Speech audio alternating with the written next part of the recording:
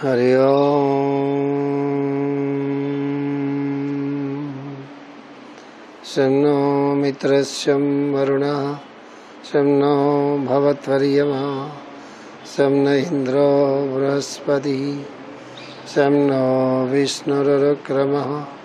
నమో బ్రహ్మణే నమస్తే వాయో త్వమేవ ప్రత్యక్షం బ్రహ్మాసి త్వామేవ ప్రత్యక్షం బ్రహ్మ వదిష్యామి. ఋతం వదిష్యామి సత్యం వదిష్యామి తన్మామవతు తద్భక్తారమవతు. అవతు మాం అవతు భక్తారం. ఓం శాంతి శాంతి శాంతి.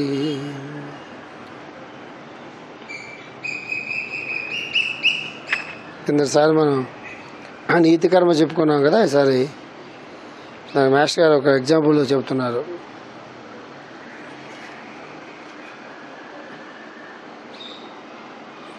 ఒకసారి మళ్ళీ లాస్ట్ టైం చదివేసి రిపీట్ చేస్తాం. కనుక బుద్ధిమంతుడు తొలుత మనస్సును జ్ఞానేంద్రియములపై ప్రయోగించవలను. కర్మేంద్రియములను నొక్కి పట్టక ఫలితము కోరని కర్మ ప్రవృత్తులందు నియమించవలను. కర్మేంద్రియాలను నొక్కి పట్టక ఫలితము కోరని కర్మ ప్రవృత్తులందు నియమించవలను. రుచులను తగిన పనిపాట్ల ఎందు నియమింపవలను కానీ నోరు నొక్కి కూర్చుండబెట్టే వలన ప్రయోజనం లేదు.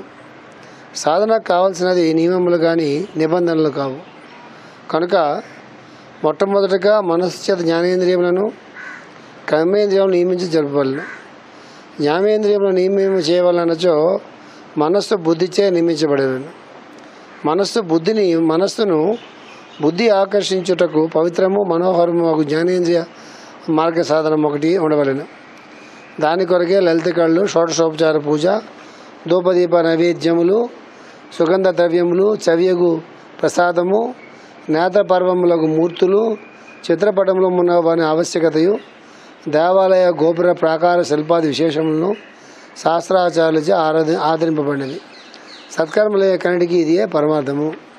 నాశగారు ఒక దీని అప్లికేషన్ అంటాం అనమాట. అంటే ఏదైనా ఒక థియరీ చెప్పినప్పుడు దాన్ని ప్రాక్టీస్లో పెట్టుకోవడానికి మనం టీచింగ్స్లో ఎయిడ్స్ అని ఉపయోగిస్తాం. మనం మామూలుగా పూర్వకాలంలో టీచర్లు ఎయిడ్స్ అన్నీ కాకుండా మామూలుగా బ్లాక్ బోర్డ్ మీద చెప్పడం, పిల్లలు ఏమో నోట్స్లు తయారు చేసుకోవడం, వాళ్ళు బాగా చేయటం, ఇలాంటి ఒక ప్రక్రియ చాలా సంవత్సరాలు నడిచింది.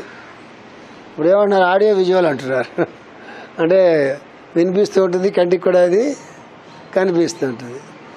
అది కూడా అయిపోయింది. వాడు చూసి ఏం చేస్తాడు, చూసిన వాడికి కూడా అలవాటు అయిపోతుంది.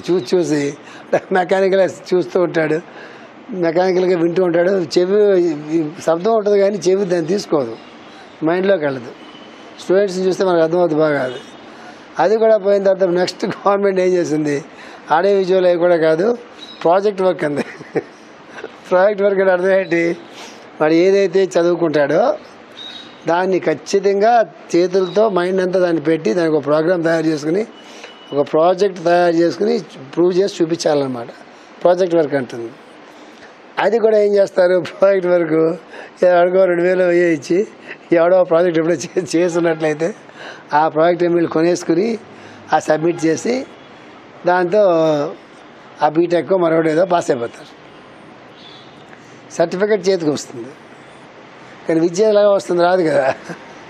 ఉద్యోగంలోకి వెళ్ళిన తర్వాత వాడిని ఆ మార్కులు చూసి తీస్తున్నారు అనుకోండి, 6 నెలలు చూసి నువ్వు ఇంటి వదనైనా ఆ మార్కులు తల కింద పెట్టి పడుకోమని చెప్పి పంపుతారు పెద్ద కంపెనీలు అయితే.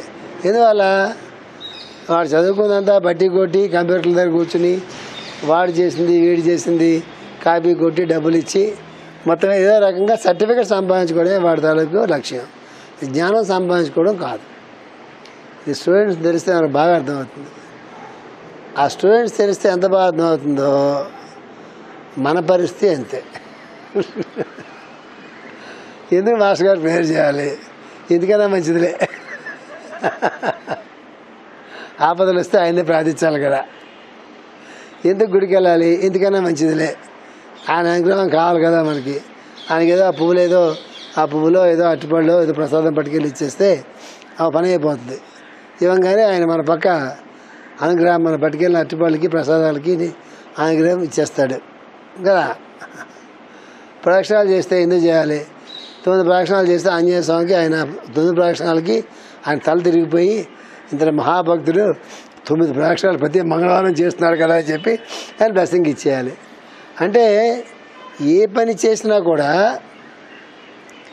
అదేదో వస్తుంది అనేటటువంటి ఒక ఆశతో చేయడం తప్పిస్తే, ఒక ఆశతో చేస్తే ఏమవుతుంది? భగవంతుడు అనుసరించినట్టుగా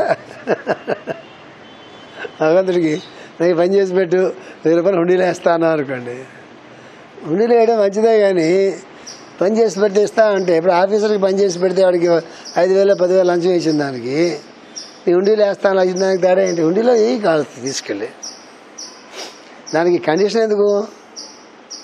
సో అక్కడ స్టూడెంట్ బతుకు ఎలా అయిపోతుందో మన బతుకు అలాగే అయిపోతుంది. అర్థమవుతుందా?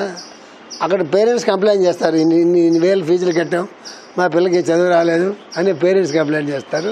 ఇక్కడ మనమే కంప్లైంట్ చేస్తాం, మన వాళ్ళు కంప్లైంట్ చేస్తారు, ఇది చేసాం ఏమైందండి, ఏం జరిగిందండి, జీవితంలో జరగలేదండి, ఇదంతా ఏం ఉండదండి అని వాళ్ళు కంప్లైంట్ చేస్తారు. సో అక్కడ రిజల్ట్ ఒకటే. రాష్ట్రం ఏం చెప్తున్నారు? కనుక బుద్ధిమంతుడు తొలిత మనస్సును జ్ఞానేంద్రియములపై ప్రయోగించవలెను, కర్మేంద్రియములను నొక్కిపట్టక ఫలితము కోరని కర్మల ప్రవృత్తుల యందు నియమించవలను.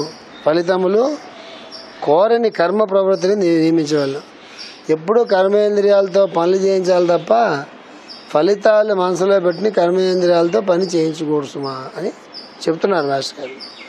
వృత్తులను తగిన పనిపాట్ల యందు నియమించవలను కానీ నోరు నొక్కి కూర్చొని పెట్టడం వల్ల ప్రయోజనం లేదు.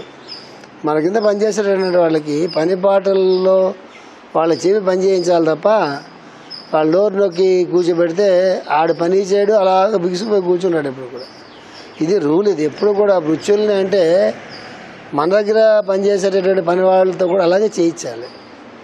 అంటే వాళ్ళ దగ్గర నుంచి వాళ్ళతో మనకి రిఫరెంట్గా ఉండాలంటే ఎన్ని గంటలు మన దగ్గర పని చేస్తారో వాళ్ళు అన్ని గంటలు ప్రోగ్రాం ప్రకారంగా సిస్టమేటిక్గా పనులు చేసి పంపించాలి.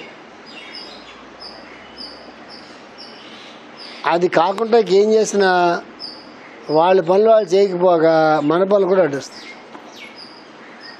వాళ్ళకి ఏదో కాఫీ చికెన్ కాఫీ ఇస్తే బాగా పనిచేస్తారేమని చేయరు, కాఫీ తాగేసి వెళ్ళిపోతారు, పని మాత్రం చేయరు. వాళ్ళకి ఏమో ఎక్కువ చేస్తే వాళ్ళు ఫెయిత్ఫుల్గా పడి ఉంటారని ఇస్తాం. ఆ ఇవ్వటంలోనే మనకు స్వార్థం ఉంటుంది. వాళ్ళు బాగున్నేస్తే ఫెయిత్ఫుల్గా పనిచేస్తారు, వాళ్ళకి ఏ రోజు అయితే మనతో పడదో ఇన్ని సంవత్సరాలు ఇచ్చిందంతా మొత్తం వేస్ట్ అయిపోతుంది. ఎప్పుడు కూడా మన జీవితంలో ఏ పని చేస్తున్నా కూడా ఆ పనికి ఒక బ్యాలెన్స్ ఉండాలి. ఎక్స్పెక్టేషన్స్ కాదు, ఎవరితో ఏ పని చేయించుకుంటున్నామో ఆ ఎక్స్పెక్టేషన్ ఉండకూడదు. నువ్వు ఇంత గొప్పగా పనిచేస్తావు అనుకున్నాను, నేను దెబ్బతిన్నాను, నేను అసలు గొప్పగా పనిచేస్తా అని చెప్పి ఎవడనుకోమన్నాడు? అసలు నేను ఎందుకు అనుకోవాలా? అనుకోవడంలోనే ప్రాబ్లం ఉంది. ఈయన చాలా బాగా చూసుకుంటాడు, పెళ్లి చేసుకున్నాడండి అందరూ ఇప్పుడు చేసుకున్నావు కదా, బాగా చూసుకుంటాడో చేసుకున్నావు కదా, అసలు ఎవడనుకోమన్నాడు అసలు బాగా చూసుకుంటాడండి. అంటే జీవితంలో ఏ ప్రాబ్లమ్స్ వచ్చినా కూడా ఎక్కడి నుంచో తెలుసా? ఎక్స్పెక్టేషన్స్తో వస్తాయి. ఇది ఖచ్చితంగా ఎక్స్పెక్టేషన్స్ వస్తాయి, ఎక్కడైనా ఎక్స్పెక్టేషన్స్ వస్తాయి. పెద్ద యూనివర్సిటీ అని జాయిన్ అయ్యామండి, అప్పటికి మేము 10 లక్షలు కట్టామండి, చాలా పెద్ద యూనివర్సిటీ అని జాయిన్ చేశారండి, ఉద్యోగం రాలేదండి. సరే పెద్ద యూనివర్సిటీ ఉద్యోగం ఎవరికి గ్యారెంటీ ఇచ్చాడు కదా, రాచాడు ఆ ప్రాస్పెక్ట్స్లో ఏదైనా పెద్ద యూనివర్సిటీ ఉద్యోగం తప్పనిసరిగా వస్తుందని నువ్వు అనుకుని జాయిన్ చేసావు. అక్కడ రాకపోతే వాడి ఇంటికి అడిగి రాయించాడు నీకేమన్నా. అప్పటికి ఎన్నో ప్రదక్షిణలు చేశానండి. రాముడు లేకపోతే వెంకటరమణమూర్తి ఎవడన్నా వాళ్ళు వచ్చి రాసిచ్చారా మనకి, లేకుండా ఇది ప్రదక్షిణాలు చేస్తే నేను ఇలా పనులు చేసి పెడతాను. అక్కడ ప్రాబ్లం ఉంటుంది. ఎక్స్పెక్టేషన్స్లో అటుపక్క ప్రాబ్లం ఉండదు, ఎక్స్పెక్ట్ చేసేవాడి దగ్గర ప్రాబ్లం ఉంటుంది. అంచేత మేషా చెప్తున్నారు, కోరని కర్మ ప్రవృత్తులు ఏందో నియమించబడిను, రుచులను తగిన పనిపాట్ల ఏందో నియమించాలి కానీ నోరు నొక్కి కూర్చొని పెట్టడం ప్రయోజనం లేదు. రుచులు అంటే మన కింద పనిచేసే వాళ్ళే కాదు, మన చేతులు, మన కాళ్ళు, మన నోరు, మన చెవి, మన ముక్కు, ఇవన్నీ కూడా మనకు వృత్తులే. కానీ మనం వాటికి వృత్తులుగా పనిచేస్తున్నామా, అవి మనకి వృత్తులుగా పనిచేస్తున్నాయా? ఎవరు సర్వెంట్లుగా పనిచేస్తున్నారు? మనమే వాడి సర్వెంట్గా పనిచేస్తున్నాం. నోటికి ఏది వస్తే అది మాట్లాడుతుంటే మనం యాక్సెప్ట్ చేస్తున్నాం. ఏ తినాలని నాలుగు బాగా రుచిగా ఉంటుందో అది తినేస్తున్నాం. ఆలోచించుకున్న మనసు ఆలోచనలు అన్నీ చేస్తూ ఉంటే దాంట్లోంచి వచ్చిన ఆలోచనల ప్రకారంగా మనం ప్రవర్తిస్తున్నాం. ఆ ప్రకారంగా అభిప్రాయాలు మనం ఏర్పాటు చేసుకుంటున్నాం. కంటికి ఏదే ఇంపుగా ఉంటే మనకి ఏది కంటికి ఇంపుగా కనిపిస్తుందో అదే చూస్తున్నాం. ఆ చూడదగిందా చూడదగినదా అని డిస్క్రిమినేట్ చేసి ఇవి చూడనటువంటి విషయాలు కాబట్టి దూరంగా ఉండాలి అనే మనస్సు ఇంద్రియాలు నియమిస్తుందా? మనస్సుని ఇలా ఆలోచనలు చేస్తున్నావు, ఆలోచనలు చేయకూడదని చెప్పి మనం మనసును నియమించగలుగుతున్నామా? లేదు. అంటే అర్థం ఏంటంటే రివర్స్ అన్నమాట. రివర్స్ అంటే ఏమవుతుంది? శ్వాసలు సక్రమంగా సాగకుండా అంటుంటే అర్థం ఏంటి? చివరికి ఇక అరగంటలోనే పావుగంటలోనే ఈయన పాపం మళ్ళీ వచ్చే ఫ్రెష్గా కొత్త జనం తీసుకోవడానికి రెడీ అవుతున్నాడు, తాపత్రయపడతాడని చెప్పి తెలుస్తుంది. రివర్స్ అవుతుంది అనమాట. ఎప్పుడు కూడా రివర్స్ ఆర్డర్ అవ్వకూడదు, ఎప్పుడు కూడా రివర్స్ అవ్వకూడదు. ఎప్పుడు సవ్యంగా జరుగుతూ ఉండాలి. ఆ సవ్యంగా జరుగుతూ ఉండడానికి ఏం చేయాలో అది చేయడమే కర్మయోగం. అంటే కర్మయోగాన్ని మీనింగ్ ఏంటి తెలుసా? ఏ పనులు కానీ ఆలోచనలు కానీ ఆ కర్మాచరణం కానీ జీవితం కానీ ఏ ఇంద్రియంతో ఏ పని ఎట్లా చేస్తే సక్రమంగా అవి జరుగుతూ మనసుకు అధీనంలో ఉంటాయో అట్లాగా ఇంద్రియాలు నియమించాల్సమా, అంతేగాని బంధించడం కష్టమా చెప్తున్నారు. నియమించాలి. ఎవరినో చూసి మనం నియమించకూడదు. ఎవడో కాషాయ బట్టలు వేసుకున్నాడు, ఇంతలో కాషాయ బట్టలు వేసుకున్నావు అంటే వైరాగ్యానికి చిహ్నం అండి అన్నారు. ఇప్పుడు నేను కూడా కాషాయ బట్టలు వేసుకున్నాను, నాకు బట్టలు వేసుకుంటా, వైరాగ్యం వస్తుందా? రాదు కదా, రాదు. ఎందుకు వస్తుంది? కాషాయ బట్టలతో వైరాగ్యం వస్తే అందరికీ కాషాయ బట్టలు మరి బలంతాన్ని కుట్టిస్తాం. గోలంతా అక్కర్లేదుగా. అందరికీ యూనిఫామ్ స్కూల్స్లో కాలేజీల్లో కాషాయ బట్టలు యూనిఫామ్ పెట్టేస్తే అంటే వైరాగ్యం వస్తే కాషాయ బట్టలు ఎవరు కుట్టించవచ్చుగా? కుదరదు. ఎవరో ఏదో తినడం మానేశారు అనుకున్నాక, ఆడ పల్లీలు తినడం మానేశారు అనుకుందాం, వేసాను గుళ్ళు. మనం మానేస్తాం అనుకోండి, ఏమొస్తుంది? వాడేవాడు మానేస్తే మనం మాట కాదు, మా శరీరానికి ఏది అవసరం కాదు అనేది డిసైడింగ్ ఫ్యాక్టర్కి మనం వదిలిపెడితే అది డిసైడ్ చేస్తుంది. ఇది తినొచ్చు, ఇది తినకూడదని. అసలు అది తినొచ్చు తినకూడదు కూడా చెప్పదు. తినక్కర్లేని ఫుడ్ని అది అసలు అడుపక్క పోదు. సాధన అక్కడ ఉంటుంది. అంతవరకు మన కింద పడుతుంటాం. ఎవరినో ఒకరు చూసి, ఎవరో పులిని చూసి నక్క వాత పెట్టుకున్నట్టుగా చేయకూడదు. నవలే రాదు. అది మనల్ని వదిలిపెట్టడానికి కావాల్సిన సాధన మనం చేసుకోవాలి తప్ప బలవంతంగా వదిలిపెట్టి ఎవరి నుంచి వదిలిపెడితే ఎందుకు వస్తుంది? వాడే, నువ్వే, నేనే, ఎవరికి వాడే. అందుకు కర్మయోగం జ్ఞానయోగం అంటే అర్థం ఏంటంటే ఏం చేస్తే బాగుంటుంది, ఎందుకు చేయాలా, ఎలా చేయాలా అనేది మొదలెట్టేటప్పుడు ఏం చేస్తే బాగుంటుంది, ఎలా చేయాలనేది తెలియదు. కాబట్టి ముందు కర్మేంద్రియాలని అన్నింటినీ కూడా ఏ రకమైనటువంటి ఫలితాలని కోరనటువంటి కర్మ మీద వాటిని పెట్టాల్సి సుమారు మేష గారు ఎప్పుడు అది చెప్తుంటుంది. అది చాలా రహస్యం లాంటిది. అది ఫలితాలను కోరినటువంటిది. వాడో మోకాళ్ళ పర్వతం ఎక్కాడు, మోకాళ్ళ మీద వాడికి మోకాళ్ళ నొప్పులు తగ్గిపోయి చెప్పాడు. ఈవిడ ఎక్కింది, హాస్పిటల్లో వేసి 2 మోకాళ్ళ చెప్పులు తీసి కొత్తవి పెట్టారు, పీడపోయింది. వాడు చాలా భక్తి ఉండొచ్చు, వాడికి చిరకాల కోరిక అయ్యుండొచ్చు, వాడి ఆరోగ్యం చాలా బాగుండి ఉండొచ్చు, చాలా అయ్యుండొచ్చు. వాడు మోకాళ్ళ పర్వతం ఎక్కాడు, మోకాళ్ళ పర్వతం ఎక్కిన ఇంటికి వచ్చి చెప్పాడు అందరికీ, చూడండి నేను మోకాళ్ళ పర్వతం ఎక్కాను, నా కాళ్ళ నొప్పులు తగ్గిపోయినాయి చెప్పాడు. అనుకున్నాను మోకాళ్ళ నొప్పులు ప్రతి వాళ్ళని మోకాళ్ళ పర్వతం ఎక్కమంటే అందులో 100 మందిలో 95 మందికి ఆ 2 మోకాళ్ళ చెప్పులు మార్చి 3 లక్షలు ఖర్చు పెట్టి ఆపరేషన్లు చేయించాల్సి వస్తుంది. ఇందువల్ల వాడు సూట్ అయింది. ఇది వాడు సంకల్ప శక్తికో మరోదానికో ఏదో లోపించి స్పృశించిందో, వెంకటరమణ మూర్తి లోపించారో నువ్వు ఎక్కడా అని అనిపించాడో మనకు తెలియదు కదా. అందుకు ఎప్పుడు జీవితంలో ఎవరన్నా అభివృద్ధిలో రావాలంటే వాడికి ఏది సహజమో, వాడికి ఏది సహజంగా అనేది వస్తుందో అది చెయ్యాలి. దానికి ముందు ఏం ప్రాక్టీస్ చేయాలి? ఫలితాలను ఆశించినటువంటి కర్మలు చేయడం ప్రాక్టీస్ చేయాలంటే పనమ్మాయికి కప్పు కాఫీ ఇచ్చినప్పుడు కూడా ఒక కప్పు కాఫీ పొద్దున ఇస్తే రేపు పొద్దున మళ్ళీ కాఫీ కోసం పనిలోకి వస్తుంది అని ఆశించి కాఫీ ఇస్తే కాఫీ తాగి వెళ్ళిపోతుంది, మరుసటి రోజు రాదు. వెంటనే మనకు ఉక్రోషం వస్తుంది. ఇంత ఇచ్చినా కూడా దానికి చూడండి అసలు ఏ రకమైనటువంటి కృతజ్ఞత లేదు అని చెప్పి అరగంట అరుచుకుని బీపీ పెరుగుతుంది తప్ప పన్నమే మాత్రం రాదు. ఇది కామన్ సెన్స్. ఇది ఏదైనా భగవద్గీతల నుంచో మాస్టర్ గారి నుంచి నేర్చుకోవాలంటే ఇవి నేర్చుకోవాలి. రబీష్ అంతా నేర్చుకోవడం కాదు. రబీష్ వాళ్ళ దగ్గర ఉండదు, మన బుర్రలో ఉంటుంది. వాళ్ళ బిహేవియర్ చూస్తే అర్థమైపోతుంది. ఎట్లా బిహేవ్ చేస్తారో, ఎట్లా తింటారో, వాళ్ళు ఏం చేస్తారో, ఎట్లా మాట్లాడతారో అర్థమైపోతుంది. రబీష్ అంతా బుర్రలో పెట్టుకుంటే అదే కనిపిస్తూ ఉంటుంది. మాస్టర్ ఎప్పుడు చెప్పినా కూడా చెప్తున్నా, ఏంది ఇది ఆశించకుండా కర్మాచరణం చెయ్యి, మనసుతో జ్ఞానేంద్రియాలని కర్మాంద్రియాలని నియమించుకుంటూ పో అని చెప్తుంటారు. వృత్తులను తగిన పనిపాట్లు ఏదో నియమించే వాళ్ళని కానీ నోరు నొక్కి కూర్చొని పెట్టే వాళ్ళ ప్రయోజనం లేదు. సాధకులకు కావాల్సిన నియమములుగా నిబంధనలు కావు. ఇది మాస్టర్ తాలూకు మెయిన్ టీచింగ్. ఇది నియమాలు కావాలి కానీ నిబంధనలు అంటే అర్థం ఏంటి? ఈ చేయొద్దు, ఈ చేయొద్దు, ఈ చేయొద్దు, ఈ చేయొద్దు, ఇది నిబంధన. నియమం అంటే ఏంటి?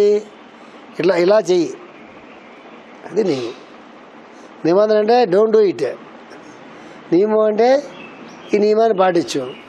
నియమాన్ని మనం రెగ్యులర్గా నియమాన్ని పాటించడం అనేది రెగ్యులర్గా ఉండాలి. అందుకే చాలామంది నేను చెప్తుంటా, ఏదైనా ఒక ప్రిన్సిపల్ పెట్టుకున్నప్పుడు అది లైఫ్లో మనకి చాలా కంఫర్టబుల్గా ఉండేటట్టుగా పెట్టుకోవాలి.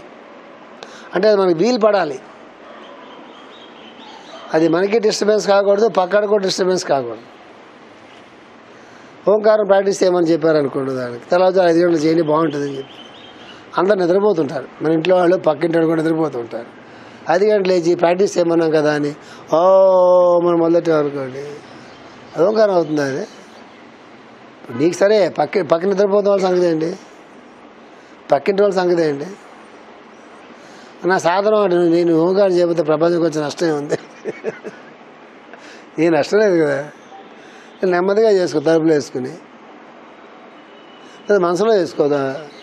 చాలా పద్ధతులు ఉంటాయి కదా. అంటే అందుకే సాధనలో ఉత్తమ సంస్కారం అనేది డెవలప్ కాకుండా పూర్వం ఇవన్నీ చెప్పేవాళ్ళు కదా బయటికి. కలియుగంలో కూడా అన్ని మొత్తం పైకి చెప్పేస్తున్నాం. 50 ఆడ పుస్తకం లాతాడు, ఆ పుస్తకాలు అమ్ముకుని డబ్బులు చేసుకోవడానికి.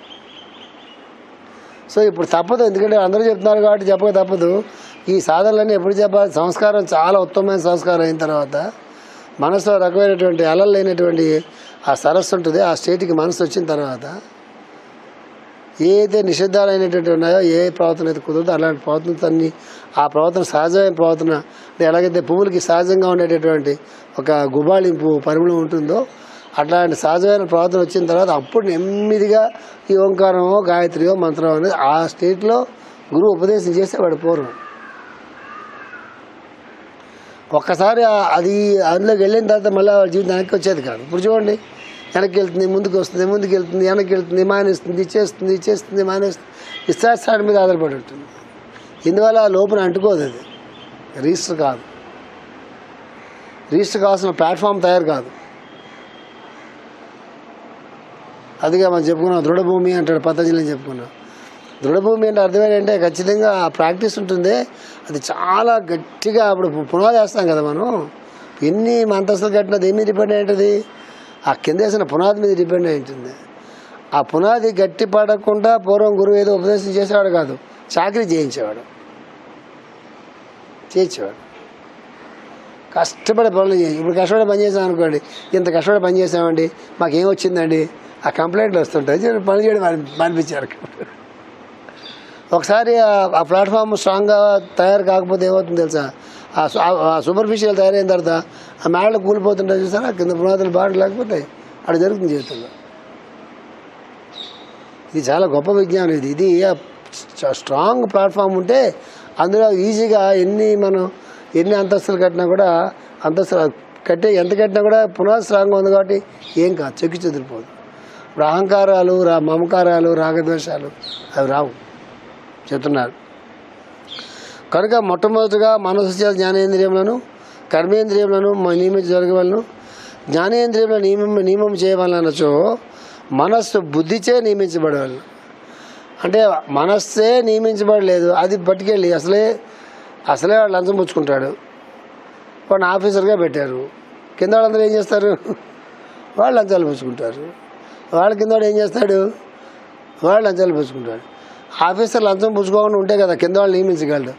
ఆఫీసర్ లంచం పుచ్చుకుంటే కింద వాళ్ళు ఏం నియమించగలడు? నా మనస్సు నియమించాలి ఎవరిని? జ్ఞానేంద్రియాలు. కానీ అటు చూడబోక, అటు మాడబోక అని చెప్పాలి. జ్ఞానేంద్రియాలు కర్మేంద్రియాలు ఏం చెప్పాలి? కోపం నుంచి చెప్పాలి, లంపగా కొడతావా, బుద్ధి లేదా అని చెప్పి జ్ఞానేంద్రియాలు కర్మేంద్రియాలని నియమించాలి. అసలు మనస్సుకే దిక్కులేదు, అంత మనస్సును ఎవరు నియమించాలి చెబుతున్నారు మాస్టర్. మనస్సు బుద్ధిచే నియమించబడాలి. మనస్సును బుద్ధి ఆకర్షించుటకు ఇది. ఇప్పుడు ఏం చేయాలి? మనస్సు ఎటుపక్క చూడాలి? ఇంద్రియాల పక్క చూడకూడదు. మనస్సు ఎటుపక్క చూడాలి? బాస్ పక్క చూడాలి. మనసుకి బాస్ ఏంటి? నెక్స్ట్ బుద్ధి. అటుపక్క చూస్తే తప్ప కింద వాళ్ళని కంట్రోల్ చేయలేదు. వెనకాల బుద్ధి అనేది మనసు ద్వారా ప్రశ్నిస్తేనే ఆ మనస్సు కింద వాళ్ళని కంట్రోల్ చేయగలరు. అందుకు ఏం చెప్తున్నారు మాస్టారు? మనస్సును బుద్ధి ఆకర్షించుటకు పవిత్రము మనోహరమోగు జ్ఞానేంద్రియ మార్గ సాధనం ఒకటి ఉండవలేను. 2 పదాలు వాడాను మాస్టర్. పవిత్రము, మనోహరము. అంటే ప్యూరిటీ ఉండాలి, అక్కడ బ్యూటీ కూడా ఉండాలి. నాకు ఏం చెప్తున్నారు? దాని కొరకే లలిత కళలు, షోడశోపచార పూజ, ధూపదీప నైవేద్యములు, సుగంధ ద్రవ్యములు, చెవియగు ప్రసాదము, నేత్రపర్వములకు మూర్తులు, చిత్రపటములు మునగువాని ఆవశ్యకతయు, దేవాలయ గోపుర ప్రాకార శిల్పాది విశేషములను శాస్త్రాచార్యులచే ఆదరింపబడినవి. సత్కర్మాలకన్నిటికీ ఇదియే పరమార్థము. ఎందుకు లలిత కళలు అంటే సంగీతం, చెవికి సంగీతం అనేది చాలా శ్రావ్యంగా వినిపిస్తూ ఉంటుంది. లలిత కళలు ఎందుకు? దేవాలయాల ఆర్కిటెక్చర్ అంత అద్భుతంగా ఉంటుంది. కొన్ని చోట్లకి ఎప్పుడైనా మీరు మద్రాసు పక్క ఎప్పుడైనా వెళ్తే ట్యాంజూరో లేకపోతే చిదంబరం, మద్రాసులో అన్ని టెంపుల్స్ అలాగ ఉంటాయి. తమిళనాడు స్టేట్లో అది చూస్తుంటే అసలు మనకి అంత అంత అంత అంత పెద్ద పెద్ద గోపురాల మీద కొన్ని వేల శిల్పాలు ఉంటాయి. మనం చూడం వాటిని. ఆపగా వెళ్ళిపోయి గర్భగుడికి వెళ్ళిపోయి వెంటనే గర్భగుడిని అటాక్ చేయగానే ఓ నమస్కారం పెట్టంగానే ఆయన అలా కళ్ళు అప్పగించి, ఇంత మహాభక్తురాలు వచ్చేసింది అది చూడడానికి, ఇంత పరమభక్తుడు వచ్చాడని చెప్పి ఆ భగవంతుడు ఊరికే ఫీల్ అయిపోయి ఆయన మనకు అనుగ్రహం ఇచ్చేయాలని చెప్పి వెళ్ళంగానే గర్భగుడి అటాక్. అంతేగాని అక్కడ గోపురాలు ఎన్ని ఉన్నాయి, స్తంభాలు ఎన్ని ఉన్నాయి, అక్కడ ఉండే మహాశిల్పకళ అంతా ఎలా ఉంది, అసలు ఆర్కిటెక్చర్ ఎట్లా ఉంది, అసలు ఈ టెంపుల్ ఎలా కట్టేస్తున్నటువంటి పరిస్థితి ఏంటి, దీని తాలూకు ఏమైనా హిస్టారికల్ బ్యాక్గ్రౌండ్ ఏమైనా ఉందా, జాగ్రఫికల్ బ్యాక్గ్రౌండ్ ఏమైనా ఉందా, ఎస్ట్రానామికల్ బ్యాక్గ్రౌండ్ ఏమైనా ఉందా, ఎందుకు ఈ మిగతా గుళ్ళకు లేనటువంటిది ఈ గుడికి ఎందుకు ఇంత హిస్టారికల్ బ్యాక్గ్రౌండ్ కానీ ఇంత మ్యాగ్నటిజం కానీ ఉంది, దాని మీద ఎవరికైనా దృష్టి ఉంటుందా? అసలు అంత ఖాళీ కూడా అక్కడ ఉండదు. నిజానికి పైన తిరగడానికి ఖాళీ ఉంటుంది కదా. ఎంతసేపు నేను గర్భగుడిలో దేవుడు నేను ఆడేమో మెడబెడి దోహెత్తుంటాడు. మెడబెడి తోడే కారణం ఏంటి తెలుసా? ఒరే పనికిమాల కదవా, భగవంతుడు మొత్తం అంతా ఉన్నాడు రా. భగవంతుడు అంతా వ్యాపించున్నాడు రా. అంతా వ్యాపించిన భగవంతుడిని పనిమాల గర్భగుడిలోనే చూద్దామని ఆ కక్కుర్తి ఏంటి అని అక్కడవాడు మెడబెడుతోతాడు. అదే కారణం.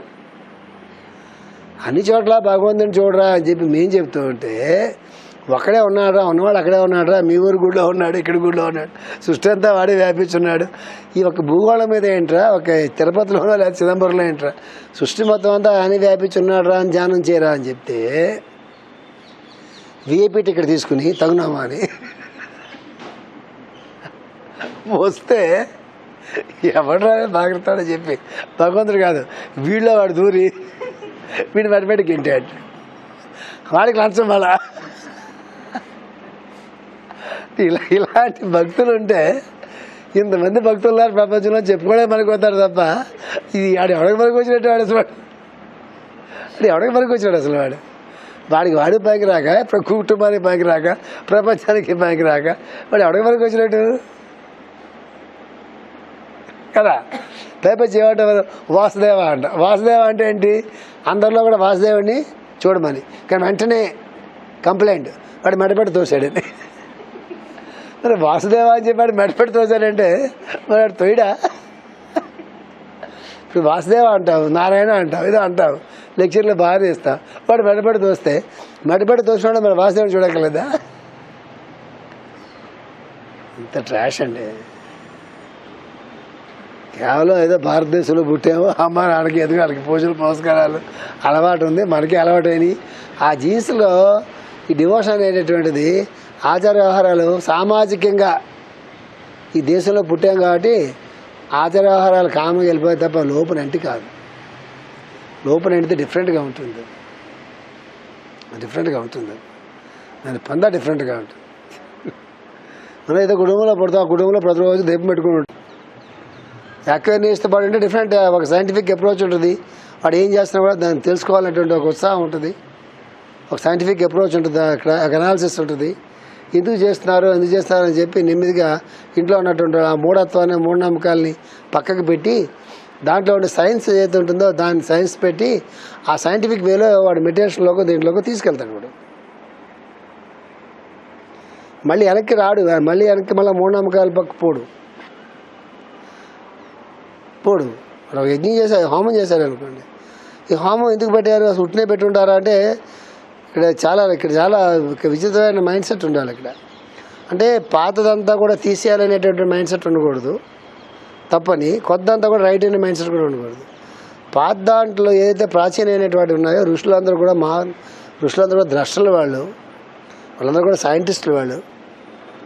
వాళ్ళు పని పాటలు లేకుండా ఊరికే భజనలు చేసుకుంటే వాళ్ళు తిరగలేదు. భజనలు అవి తర్వాత పుట్టినాయి. ఋషుల కాలంలో భజనలు అవి లేవు, వేదకాలంలో భజనలు అవి లేవు.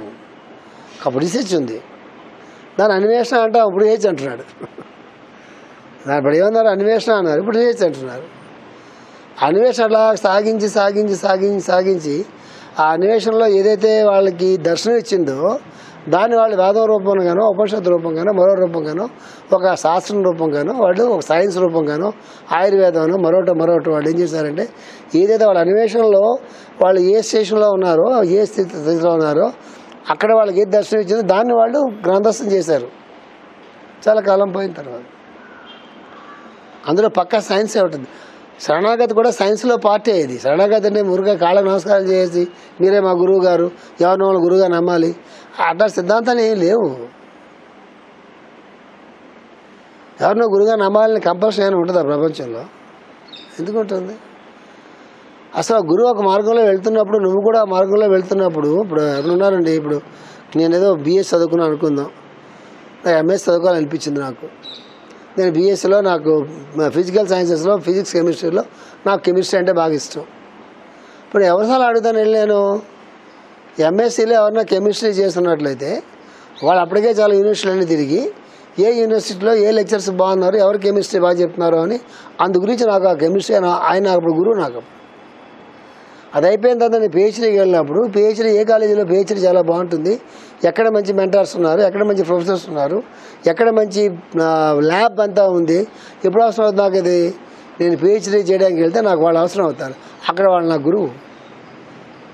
మనకి గురువు అంటే ఏంటి తెలుసా, ఏదో గురువుని పెట్టుకుంటే బాగుంటుందండి అంటే ఎలాగా ఏదో పార్టీలో చేస్తే బాగుంటుంది అన్నట్టుగా.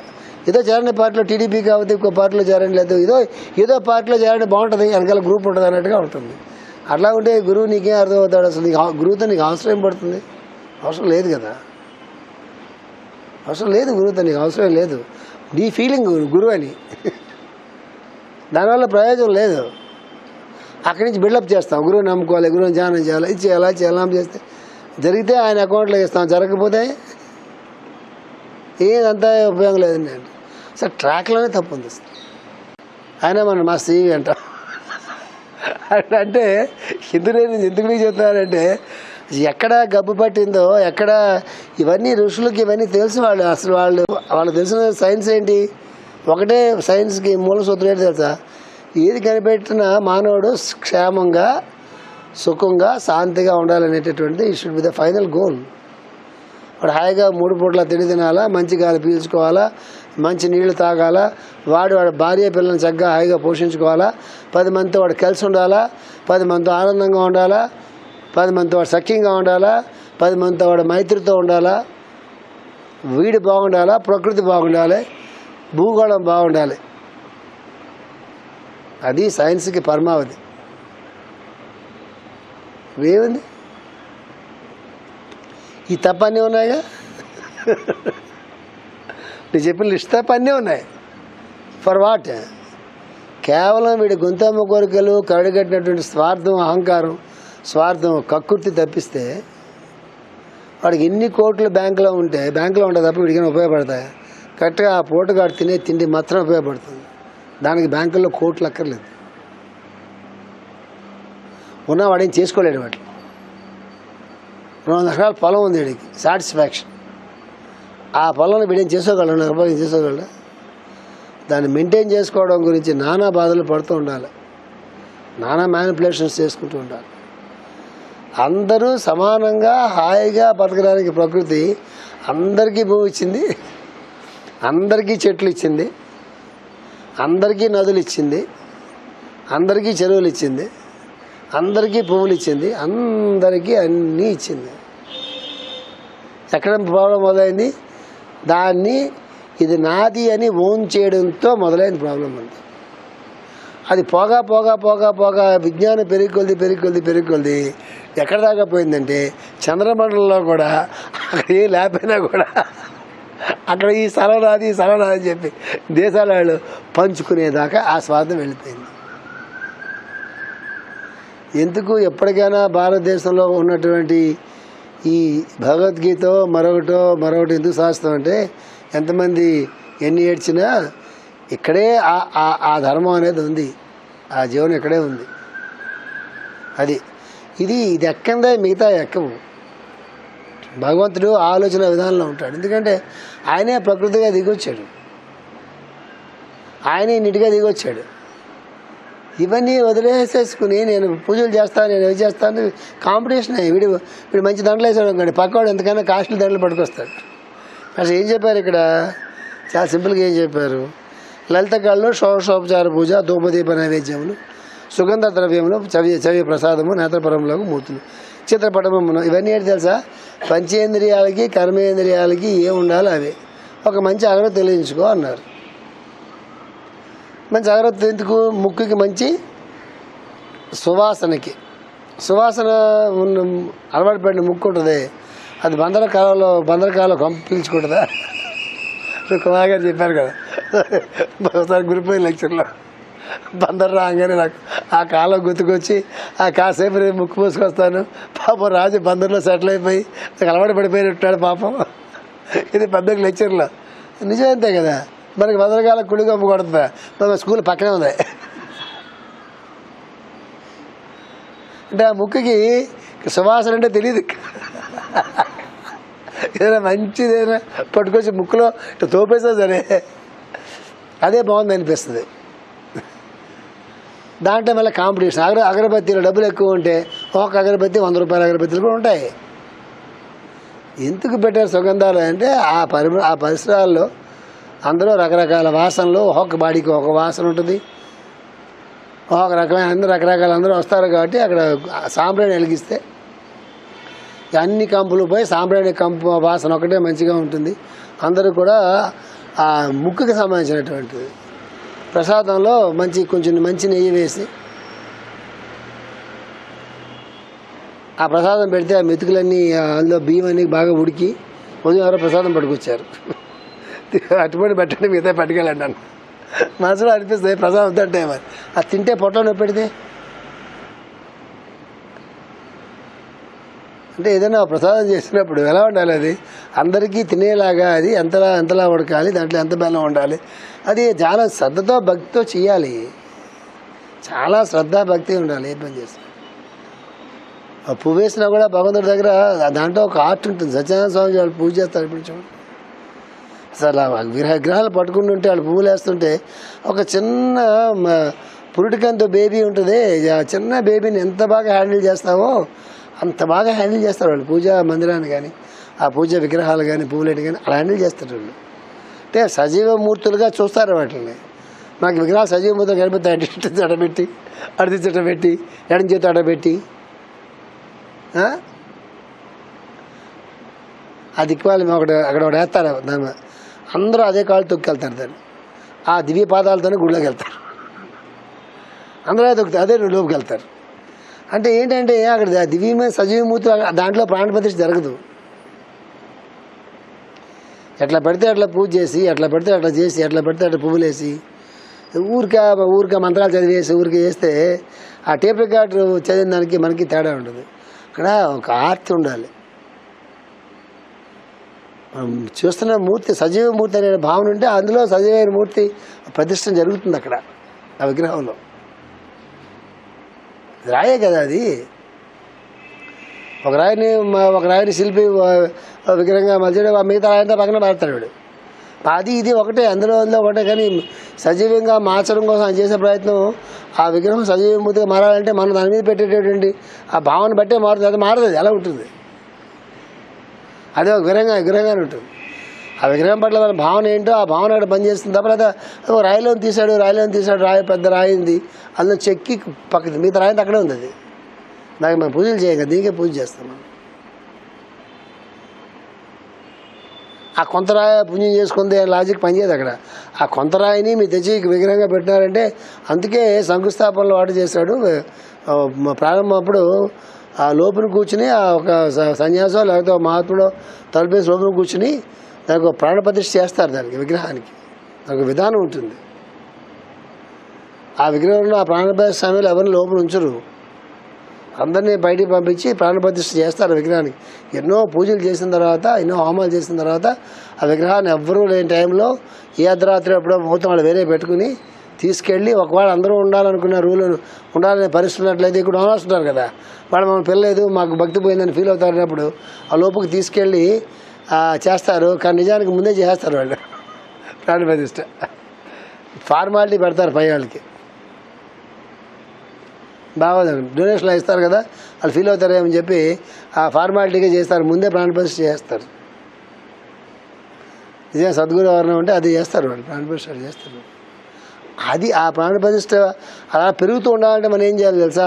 అట్లా పెరుగుతూ ఉండాలంటే ప్రతిరోజు మనం ప్రాణప్రతిష్ఠ మనం చేస్తాను కాదు, వాళ్ళ పట్ల మనకి ఎంతటువంటి నిష్కల్మషమైనటువంటి నిశ్చలమైన భక్తి మనకు ఎంత ఉంటుందో అంతా విగ్రహంలో నుండి వచ్చేటటువంటి ఆ శక్తి ఉంటుంది, అది పెరుగుతూ ఉంటుంది. రెండు పక్కల ఉంటుంది చెప్తున్నారు. ద్రవ్యములు సవ్యకు ప్రసాదము నేత్రపర్వములకు మూర్తులు చిత్రపటములు మన ఆవశ్యకతయు దేవాలయ గోపుర ప్రాకార శిల్పాది విశేషములు శాస్త్రాచార్యులచే ఆదరింపబడినవి. సత్కర్మల కన్నిటికి ఇదే పరమార్థము. అన్ని సత్కర్మలకు కూడా ఇదే హరి. చూడు ఎవరో చూడు నా గురించి అయితే రేపు రమ్మని చెప్పి వాళ్ళు కుదరని చెప్పు. ఇక్కడ చాలా రహస్యం ఉంది. చాలా రహస్యం ఏంటంటే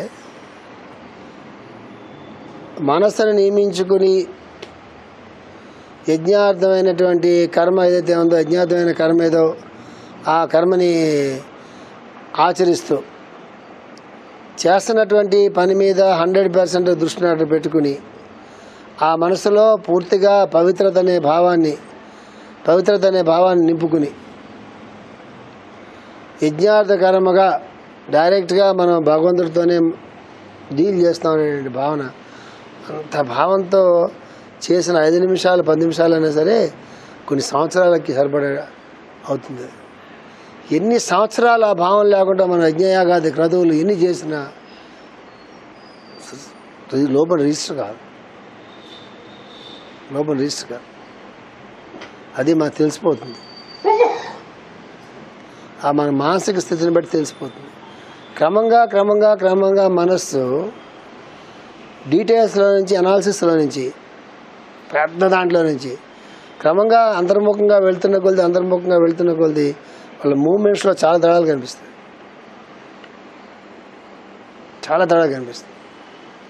అంతకంతకు మైండ్ సింప్లిసిటీ పక్క వచ్చేస్తుంటుంది. మీకు మేషాన్ని చూస్తే అర్థమవుతుంది. పెంచుకెళ్ళరు వాళ్ళు, తగ్గించుకుంటూ వస్తారు. యాక్టివిటీస్ పెంచుకుంటూ వెళ్ళాలి. యాక్టివిటీస్లో మనసు ఇరుక్కోకుండా, మనసు ఆ చుట్టుపక్కల తిరగకుండా మనసు లోపల ఉండేటటువంటి దాన్ని తగ్గించుకుంటూ రావాలి. ఈ సాధనలో చాలా కష్టమైనటువంటి విషయం అది చెప్తున్నారు. ఇక మనస్సు మొట్టమొదటగా కర్మేంద్రియములపై అధికారము పొందినట్లు సాధన చేయవలను. ఇవంతా భగవద్గీత అంతా ప్రాక్టీస్ అండి. ఇది క్లాసులు చెప్పుకునేది కాదు, చెప్పుకుంటాం, ఇన్ఫర్మేషన్ చెప్పుకుంటాం. మనం మనస్సు మొట్టమొదటిగా కర్మేంద్రియములపై అధికారం పొందడం సాధన చేయవలను. అంటే కర్మేంద్రియాలపై అధికారం అంటే ఏంటి? చేతులతో కోపం వస్తే కొట్టకూడదు, కోపం వస్తే నోటితో తిట్టకూడదు, తినాలనిపించిందల్లా తినకూడదు, చూడాలనిపించిందల్లా చూడకూడదు. ఏది మనకు కానీ సమాజానికి కానీ మరొకరికి కానీ నష్టం కలిగేటటువంటివి ఏది కూడా చేయకూడదు. అందుకే ఆడు ఏం చెప్తారు, ముందు పోయిన తర్వాత పతంజలిలో వాటిలో ఏం చెప్తారు? అహింస అంటారు. ఒక సూత్రం చెప్తాడు. అహింస మనం ప్రాక్టీస్ చేయగలమా? చేయలేం కదా. ఇంట్లో కుక్క వచ్చింది గౌకుని చీచీ అంటాం, పోదు, కరపెట్టి కొడతాం కూడా,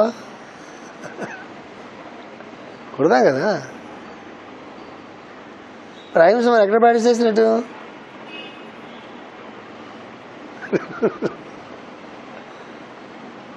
అవునా కదా.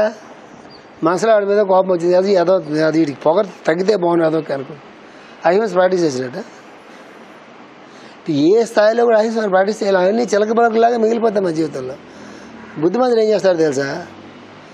ఎక్కడైతే తన ద్వారా, తన వాక్కు ద్వారా, తన ద్వారా, తన చేతుల ద్వారా, తన మాటల ద్వారా, దేని ద్వారా అయితే హింస అనేటటువంటిది చేయడానికి అవకాశం ఉంటుందో అక్కడ తన తాలూకు ప్రమేయాన్ని తగ్గించుకునే ప్రయత్నం చేస్తాడు. సాధన రహస్యాలు ఇవన్నీ.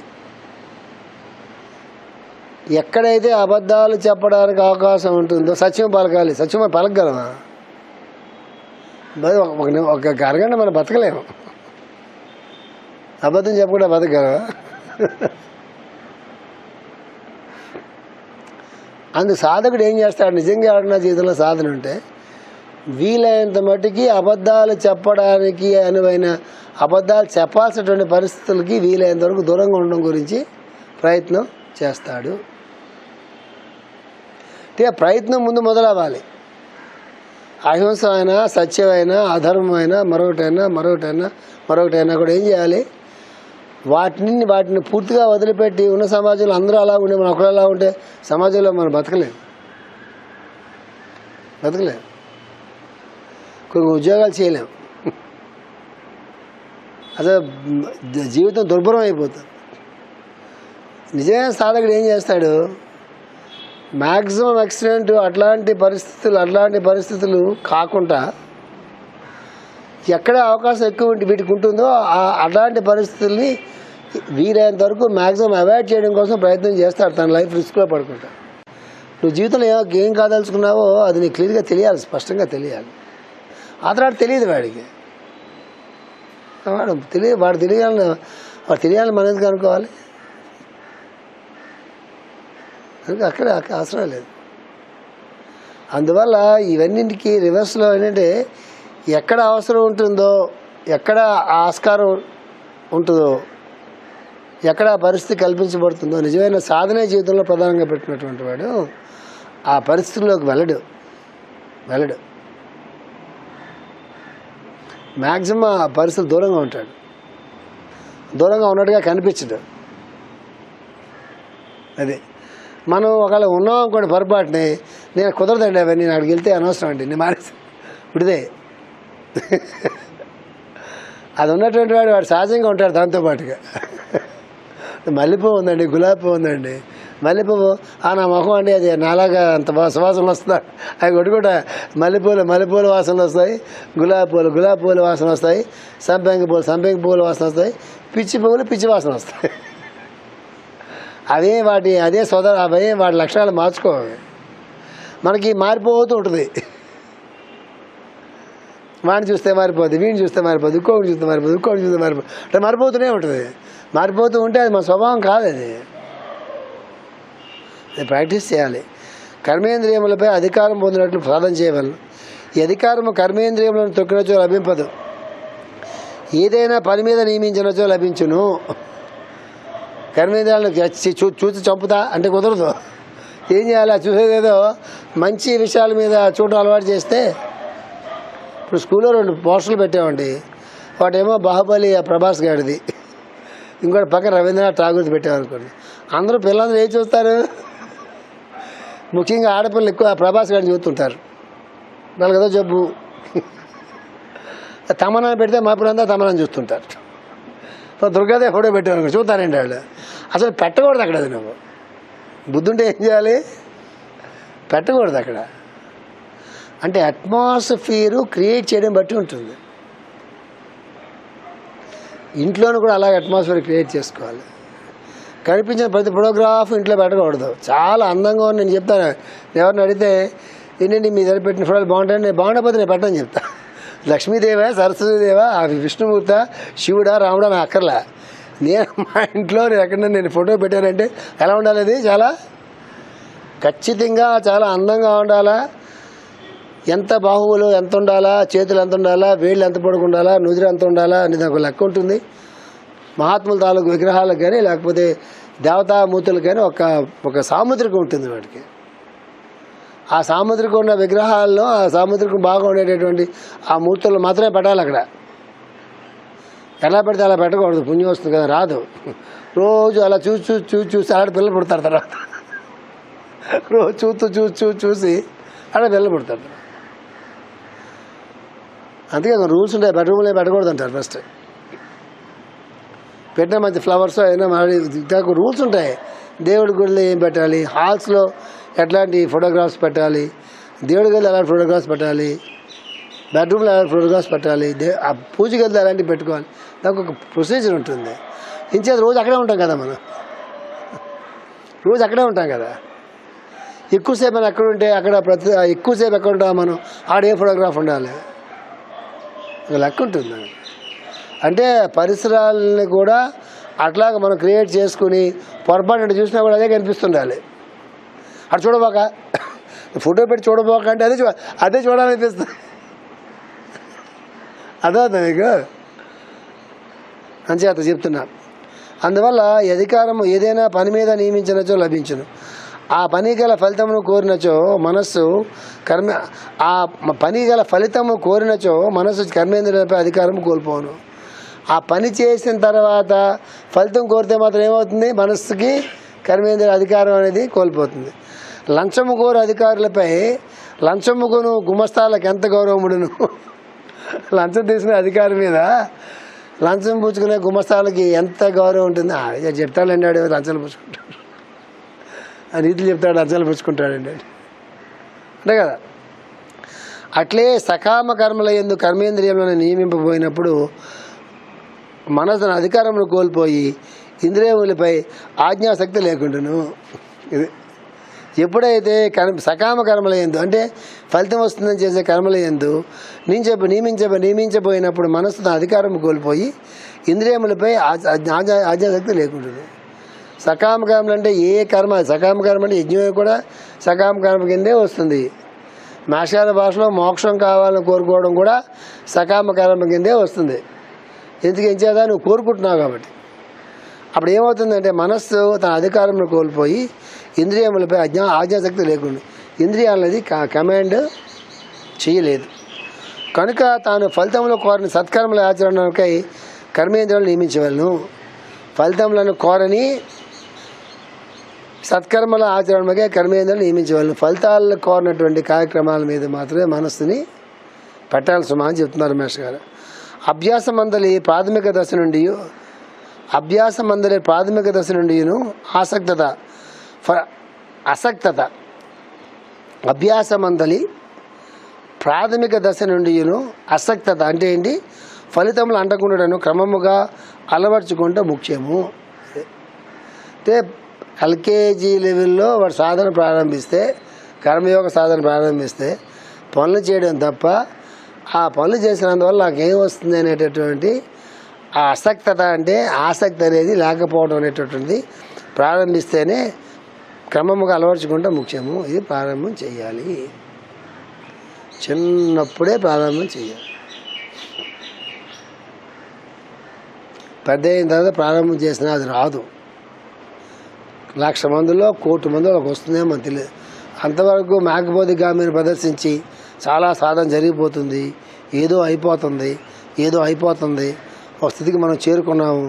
ఇదంతా కూడా మనల్ని మనం చక్కగా ఏంటిది మోసం చేసుకున్నట్టే. నా తెలియదు తెలుసా, ఎవరైనా మోసం చేయ డబ్బులన్నా వస్తాయి. నిన్ను మోసం చేసుకుంటే ఏమొస్తుంది? ఇప్పుడు ఎవరైనా మోసం చేస్తే డబ్బులు, అధికారం, మరోటో వస్తుంది. నీ కర్మ భవనంసే భూగోళం మీద అనిపిస్తుంటే బాగుంటుంది, కానీ నిన్ను మోసం చేసుకుంటే ఏమొస్తుంది? అంటే తెలివి తక్కువ పని అంటుంది. అది పక్కన మోసం చేసినా పర్వాలేదు, ఏదో కలిసి వస్తుంది. సో నిన్ను మోసం చేసుకుంటే నీకేం కలిసి వస్తుంది చెప్తున్నారు. మరి దీన్ని సాధించడానికే దేవతార్చనము, తదనుబంధములైన గంధ మాల్యాది సేకరణము, పువ్వులు కోయుట, దేవుని తోట పెంచుట, దేవాలయము కడిగి తుడుచుట మనకు సేవా విధానములు ఏర్పడినవి. ఇది దేవుడి గుడిలో దేవుడు కడగడం, తోటం, దేవుడి చుట్టూ పువ్వులు పెంచడం, అవి చేయడం, ఇవి చేయడం, అన్నీ ఎందుకంటే కర్మేంద్ర గుడికి రాగానే చెప్పాక చాలా మాటలు. సరిగ్గా 6 గంటల ప్రేయర్కి వచ్చే వాళ్ళు కొంతమంది ఉంటారు. ముందు రోజు సాయంకాలం నుంచి కష్టపడే కొంతమంది ఉంటారు. వాళ్ళకే భగవంతుడు, వీళ్ళకి కాదు. ఎవడికి భగవంతుడు తెలుసా?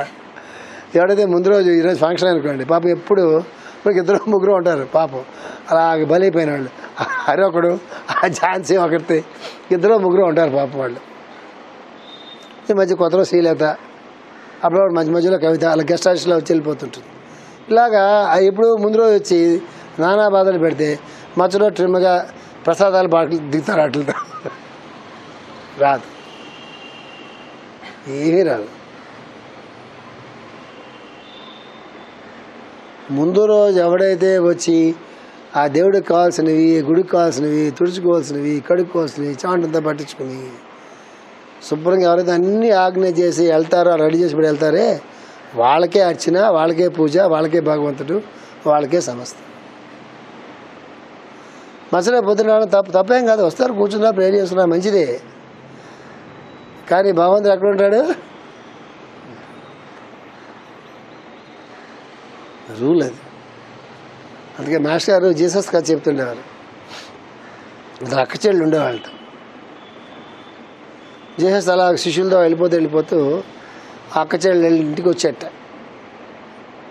అక్కగారికి పొడుగు జుట్టుండేదిట.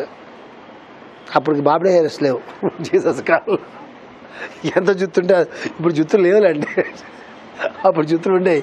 ఆ పొడుగు జుత్తుంటే శుభ్రంగా తలకు స్నానం చేసి రెడీకి పెట్టి కూర్చుందట ఆడక్క. ఆ రాగానే జీసస్ని కూర్చోబెట్టి ఆ పొడుగు కాళ్ళని కడిగి ఆ జుత్తుతో వచ్చిందట, కాళ్ళు తువాలతో కాదు. వచ్చి అబ్బా ఇలాంటి మహాభక్తురాలని చెప్పి ఉన్న జయ శిష్యులందరూ ఇలాంటి భక్తురాలా అని చెప్పి చాలా పొంగిపోతున్నట్ట. జేఎస్ కూడా అందరితో చక్కగా మాట్లాడుతున్నట్టు. విందంతా ఏర్పాటైంది. విందు అద్భుతంగా ఉంది, చాలా అద్భుతంగా ఉంది విందంతా. అందరూ ఎంత భక్తితో ఇప్పుడు బాగుంది అంటారు. ఆ రోజుల్లో బాగుందంటారు కదా, ఏమంటారు? ఆ రోజుల్లో అయితే ఎంత భక్తిగా చేశారండి అంటారు. అన్నం తింటే తెలిసిపోతుంది మనకి. పెళ్ళి అట్లా ఇటు వెళ్తే మీకు అది కనిపించదు ఎంతసేపటికి. ముఖ్యంగా కొంతమంది ఉంటారు, వాళ్ళ పెళ్ళికి వెళ్తే అసలు కనిపించదు, మొత్తం షోయే కనిపిస్తుంది. వాళ్ళ పెళ్ళిలో బోయాక రమ్మని పిలిచేదానికన్నా పెళ్ళికి వచ్చి ఆ షో చూసేయాలని ఆ దృష్టి ఎక్కువ ఉంటుంది వాళ్ళకి. కొంతమంది పెళ్ళిళ్ళలో కొన్ని కమ్యూనిటీస్ ఉంటాయి, వాళ్ళ పెళ్ళిలో మనం పిలిచేది పెళ్ళికి రమ్మని కాదు, ఎందుకు తెలుసా? ఆ షో చూడమని. కొంతమంది పెళ్ళికి రమ్మని కొంతమంది మనస్ఫూర్తి పిలుస్తారు, వచ్చి అక్షంతలు వేయండి అని. కొంతమంది వాళ్ళ పెళ్ళికి వెళ్ళి ఆ అక్షంతలు ఏమని కాదు, మేము ఎంత గొప్పగా చేసాం పెళ్ళి, 8 లక్షలు ఖర్చు పెట్టాం, ఎంతంత బంగారాలు ఇస్తాయో ఇదంతా చూడాలి మనం. అప్పుడు వాళ్ళ ఆత్మ శాంతిస్తుంది.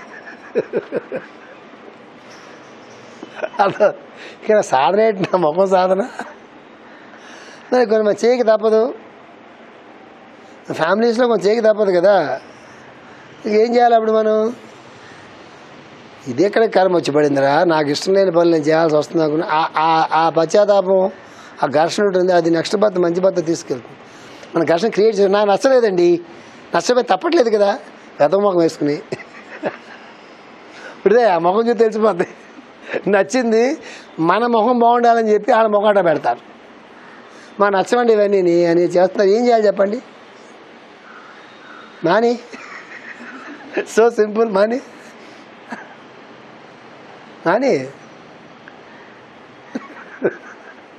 మౌర్య పెళ్ళికి వచ్చి మా అమ్మాయి 5 కోట్లు 6 కోట్లు నేను వెంటనే కొంచెం 10 మంది వచ్చారు ఈ రూమ్లోకి.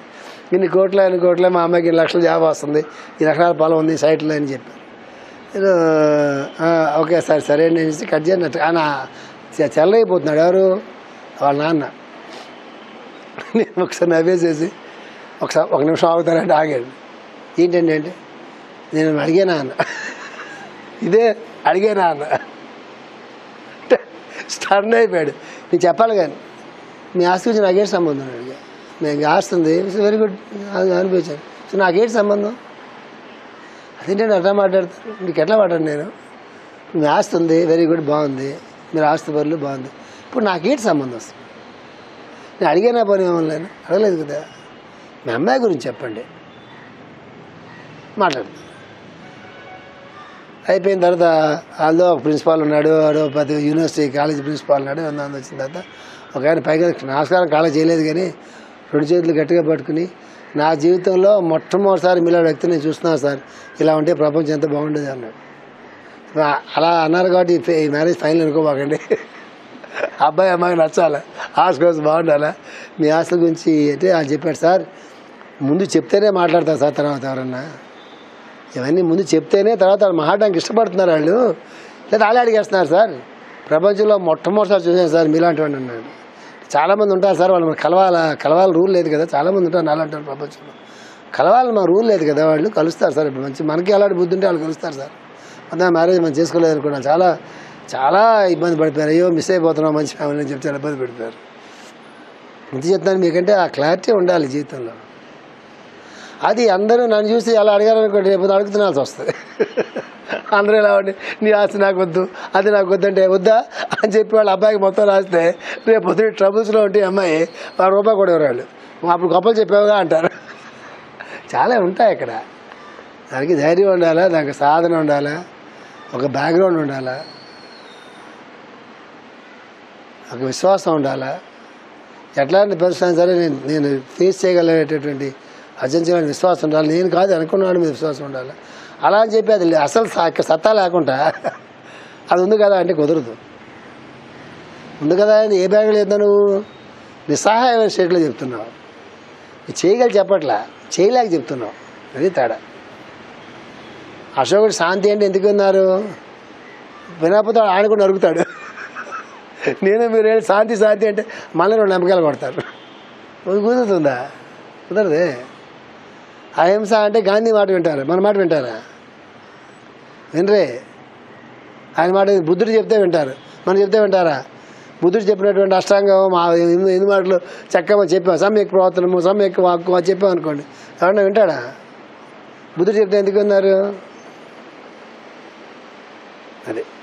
సో తనకట్టి ఫలితం ఎట్టి ఫలితము కనిపించకుండా సంభవించును.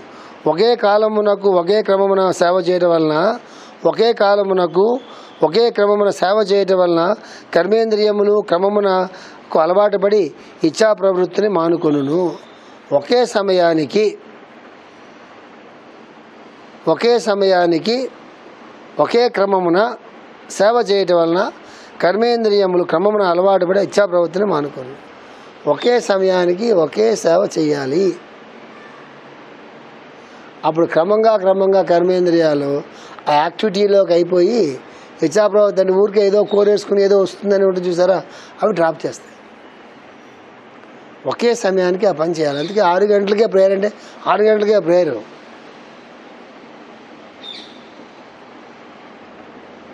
6:30కే డిస్పెన్సరీ, 6:30కే డిస్పెన్సరీ, 7:30కే స్కూల్, 7:30కే స్కూల్ పెట్టకపోతే పేరెంట్స్ అంటారు మేము పెడతాం. ఊరుకోరు. అది లెక్కలోకి రాదు, ఆ సాధనలోకి రాదు. ఇప్పుడు గుప్తా నీళ్ళకి వెళ్ళి స్వైపింగ్ చేయడం అనుకోండి, అది అజ్ఞాతకారం కాదు, లేకపోతే ఉద్యోగం తీసుకుంటే పంపుతారు. ఆఫీసుకి వెళ్ళేవాళ్ళు స్వైపింగ్ టైం చేశారని పాపం రోజు స్వైపింగ్ చేస్తాడు టైం కంటే అడుగుని చేస్తాడు, ఉద్యోగం తీసుకుంటే పంపుతారు. చేయకపోతే ఎవడు చెప్పాలి ఆ మాట? నిష్కామంగా ఏది కోరకుండా తనకి ఏది కలిసి రాకుండా ఎవరైతే యజ్ఞాధ్యాన కర్మ చేస్తున్నారో అక్కడ ఏమీ రాకపోయినా కూడా వాడు పని చేస్తున్నారు చూసారా, వాడికి సాధన ఉంటుంది. ఆఫీస్ టైం ఎగ్గొట్టు ఉంటారు, వేరే వాళ్ళకి నీళ్ళు బెటర్ అంతే. ఆ నిష్కామ కర్మయోగం కాదు అది. ఆడ ఫైల్స్ క్లియర్ చేస్తారే గబ గబ గబ గబ లంచాలు పుచ్చుకోకుండా, అది నిష్కామ కర్మయోగం కదా. పక్క లంచాలు పుచ్చు చేస్తున్నాడు కాబట్టి నిష్కామ కర్మయోగం కాదని కర్మయోగం కింద వస్తుంది. నిష్కామ కర్మయోగం కింద రాపోయినా దేని కింద వస్తుంది, సరి అయిన కర్మయోగంగా అవుతుంది తన పని తను నిర్వర్తిస్తున్నప్పుడు. ఇది వాని నియమించుచున్న మనస్సు కూడా క్రమబద్ధమై ఇంద్రియములతో విహరించడం అని ఇంద్రియములచే పని చేయించును. అట్లా చేస్తే మైండ్ కూడా ఇంద్రియాలతో కలిసిపోయింది కాకుండా ఇంద్రియాలని మంచి కర్మేంద్రియాలని మంచి పనుల మీద పెట్టినప్పుడు, మనసులో ఆ కోరిక లేకుండా అడ్డు పెట్టినప్పుడు క్రమం కూడా మనసు కూడా ఇంద్రియాలతో కలిసిపోయి ఇంద్రియాలు మనసు కూడా ఏం చేస్తాయి, మంచి పనిలోకి వెళ్ళిపోతాయి. ఇటు సాధన వలన స్వామిత్వము నుండి జారని స్వామిత్వము నుండి జారని మైత్రి జ్ఞానేంద్రియ కర్మేంద్రియములతో నేర్పడును.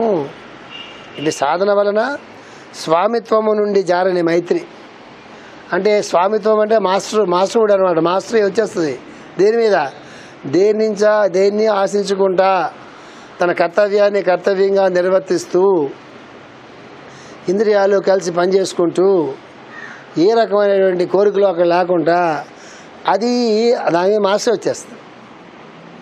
జగద్గురుపీఠంలో ఉన్నటువంటి వాళ్ళు నిజంగా మాస్టర్ గారిని మనస్ఫూర్తిగా నమ్మి, నిజంగా మాస్టర్ గారిని మనస్ఫూర్తిగా గురువుగా నమ్మి, ఆయనే గురు సాక్షాత్ పరబ్రహ్మాన్ని నమ్మి, ఆయన మార్గంలో ఉన్నటువంటి 5 10 మందో 15 మందో 20 మందో ఎంతమంది ఉన్నా వాళ్ళందరికీ ఇది అప్రయత్నంగా వస్తుంది. మాస్టర్ గారి మార్గంలోనే వస్తుంది.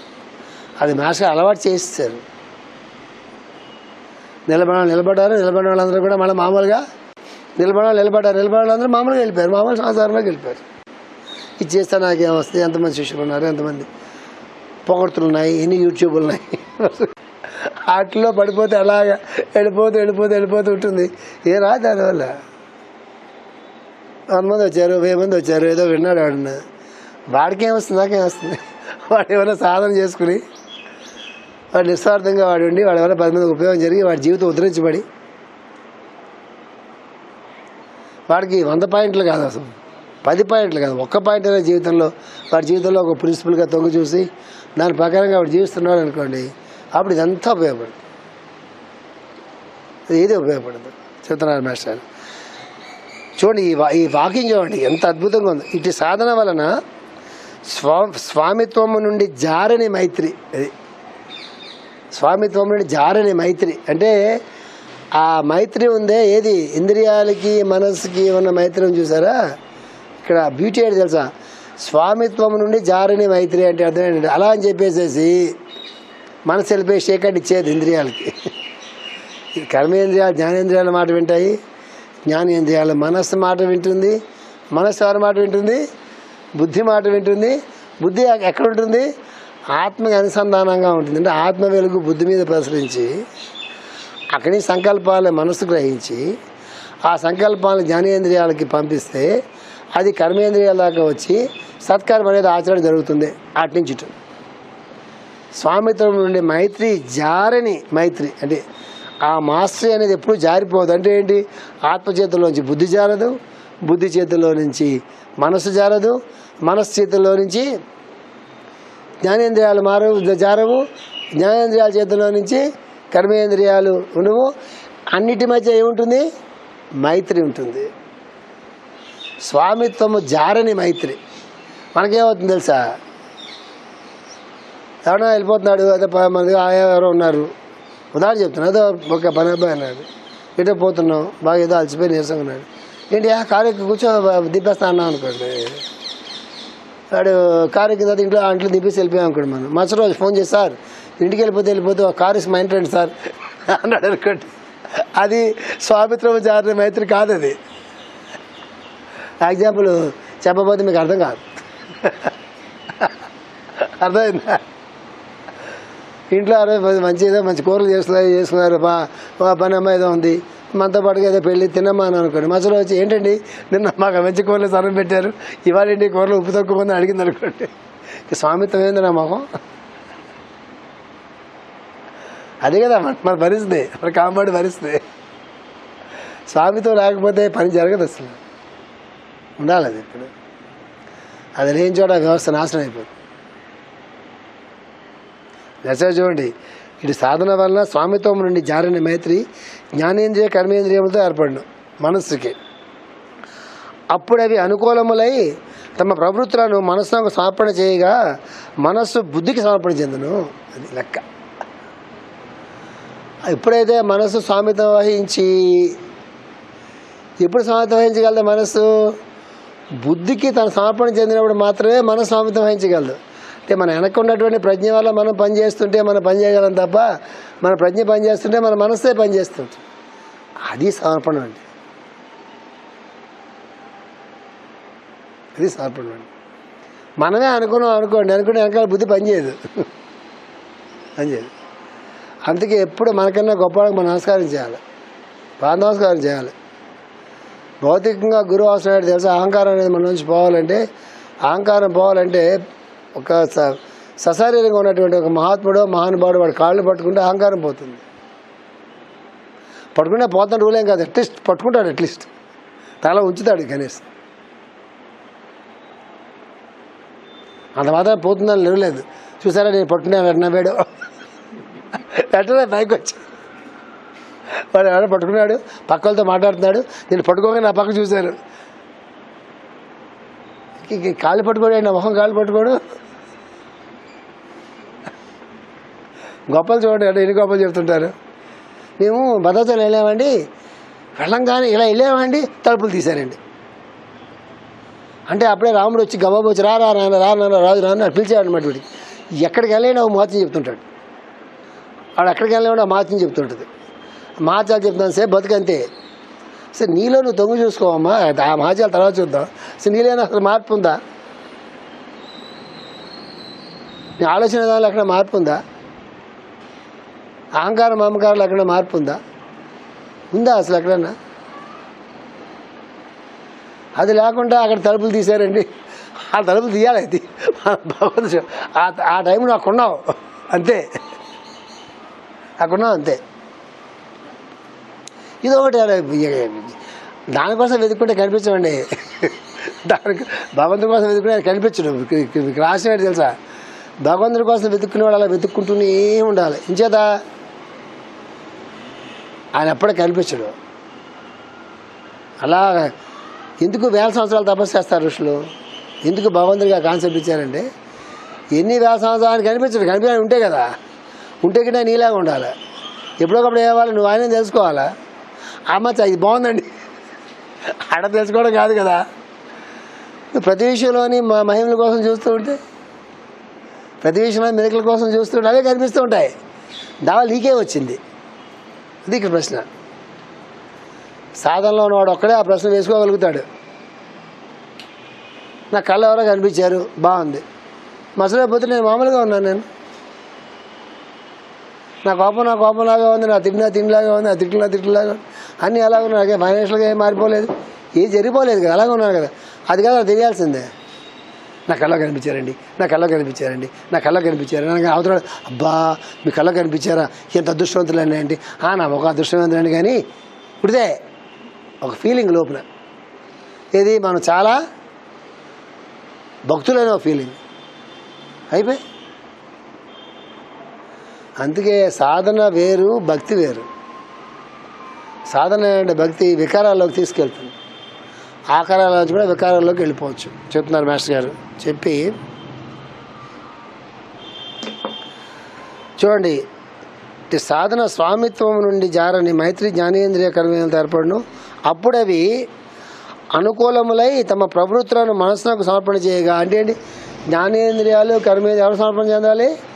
మనసు సమర్పణ చెందగా మనస్సు బుద్ధికి సమర్పణ చెందను. బుద్ధి అంటే ఏంటి? వివేకం. ఆలోచనలు వస్తున్నాయి, ఆలోచనలు మంచివి ఉంటాయి, చెడ్డవి ఉంటాయి, పనికొచ్చి ఉంటాయి, పనికిరాని ఉంటాయి, ఉపయోగపడే ఉంటాయి, ఉపయోగపడినవి కూడా ఉంటాయి కదా. ఇప్పుడు విజయవాడ రైల్వే స్టేషన్కి వెళ్ళామండి, శతాబ్ది ఎక్స్ప్రెస్ ఇక్కడ రాలేదనుకోండి, వచ్చింది అనుకుందాం. మొత్తం భోగిలైన అద్భుతంగా ఉంటాయి, చక్కగా అంత మొత్తం అంతా ఏసీ బ్రహ్మాండంగా ఢిల్లీ వెళ్తుంది. ఆ పక్కనే ఒక చెత్తది మచిలీపట్నం ప్యాసింజర్ మచిలీపట్నం ఎక్స్ప్రెస్లో ఫస్ట్ క్లాస్ అని ఒకటి ఉంటుంది. ఎంత వరస్ట్ కూడా అంత వరస్ట్ ఆగింది పక్కన, అది కంపు కొడుతుంది, ఇది సువాసన వెళ్తుంది. అలా అని చెప్పేసి మనం ఎక్కేస్తావా శతాబ్ది? ఇది చాలా బాగుంది, ట్రైన్ చాలా బాగుంది, అంతా ఏసీ అని ఎక్కేస్తావా? కూర్చుంటావా? తప్పనిసరిగా కానీ కంపు ట్రైన్లు ఎక్కుతావా? కంపు కొన్ని ట్రైన్లు ఎక్కుతావా కదా? బాగుందని ఎక్కుతావా? అది విచక్షణ అంటే. ఇది గొప్పది అవునా కాదా అని మనం పట్టించుకోము, అది మన అవునా కాదా అనే వరకే మనకు కావాలి. అది మనకు సంబంధించింది అవునా కాదా అన్న వరకే మనకు కావాలి. అది మన జీవితానికి ఉపయోగపడుతుందా లేదా అన్న వరకే మనకు కావాలి. మన జీవితానికి ఉపయోగపడుతూ 10 మంది కూడా ఉపయోగపడుతుందేమో అనేటువంటిది కావాలి. ఎందుకు మా పిల్లలందరూ నేను టీచింగ్ పక్క పోమని ఆడి చెప్తే ఎంకరేజ్ చేస్తుంటాను. మా పిల్లలందరినీ ఇంజనీరింగ్ పక్క ఆడిపోక పోవాకండి, వెదవ జాబులు అవి, పనికిమాల జాబులు ఫస్ట్ రకం అవి, ముఖ్యంగా ఐటీ. ఇక మెకానికల్ ఎలక్ట్రికల్ అయితే పర్వాలేదు, అది ప్రపంచానికి ఉపయోగపడుతుంది. ఇప్పుడు జాబులు ఉంటాయి. ఐటీ వాళ్ళు ఏమండి, ఐటీ మూవేసినా ప్రపంచానికి వచ్చి నష్టమే లేదు, ఏ నష్టపోదు ప్రపంచం. అదే మెకానికల్ అనుకోండి, అదే ఎలక్ట్రికల్ అనుకోండి, అదే ఎలక్ట్రానిక్స్ అనుకోండి, చాలా నష్టం జరుగుతుంది. అందుకే టీచింగ్ల పక్క వెళ్ళిపోండి. మన మంది పడ్డాయన్నా, మరి రెగ్యులర్ పడ్డాయండి.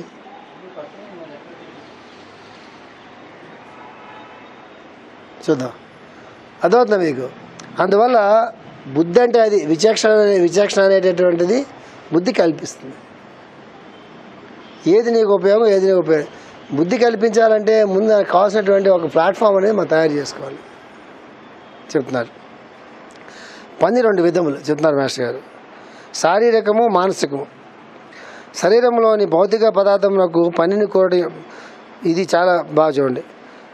12 విధములు, శారీరకము, మానసికము. శరీరంలోని భౌతిక పదార్థములకు పనిని కోరుట ఉండదు. ఆహారాదులను స్వీకరించుట, ప్రాణ ప్రవృత్తిలోని పనులు ఉన్నవి. అది ఇది బాగా అర్థం చేసుకోండి. శరీరంలోని భౌతిక పదార్థములకు పనిని కోరుట ఉండదు. భౌతిక పదార్థం అదే పనిని ప్రత్యేకంగా అదే కోరుకోదు. సైన్స్ చెప్తాను మాస్టర్ గారు. శారీరకము, మానసిక 2 పనులు ఉన్నాయి, ఒకటి ఫిజికల్, ఒకటి మెంటల్. శరీరంలోని భౌతిక పదార్థములకు పనిని కోరటి ఉండదు. ఆహారాదులను స్వీకరించుట, ప్రాణ ప్రవృత్తులను పనులు ఉన్నవి. 2 పనులు ఉన్నది. ఆహారాన్ని స్వీకరించటం, ఆ జీర్ణమైన తర్వాత మా శరీరం అంతా జీర్ణమైన ఆహారం శక్తిగా మారటం. అది ప్రాణ ప్రవృత్తులు అంటే గాలి పీల్చుకోవడం, గాలి వదలడం, గుండు కొట్టుకోవడం, రక్తపరచడం, ఈ పనులు ఉన్నవి. అవి కాక మన పనులు అనేవి మానసికములు. ఇక్కడ మాస్టర్ ఏం చెప్తున్నారు, దేనివల్ల మనం జీవిస్తున్నాము అవి ధర్మాలుగా మనలో ప్రవర్తిస్తున్నాయి తప్ప శరీరం కోరే పనులు చేయట్లే. ఆకలేస్తుంది, ఆకలి ఏ అన్నం తినాలా, ఏ కూర తినాలా అనేది నీ మానసికం తప్ప ఆకలి న్యాచురల్.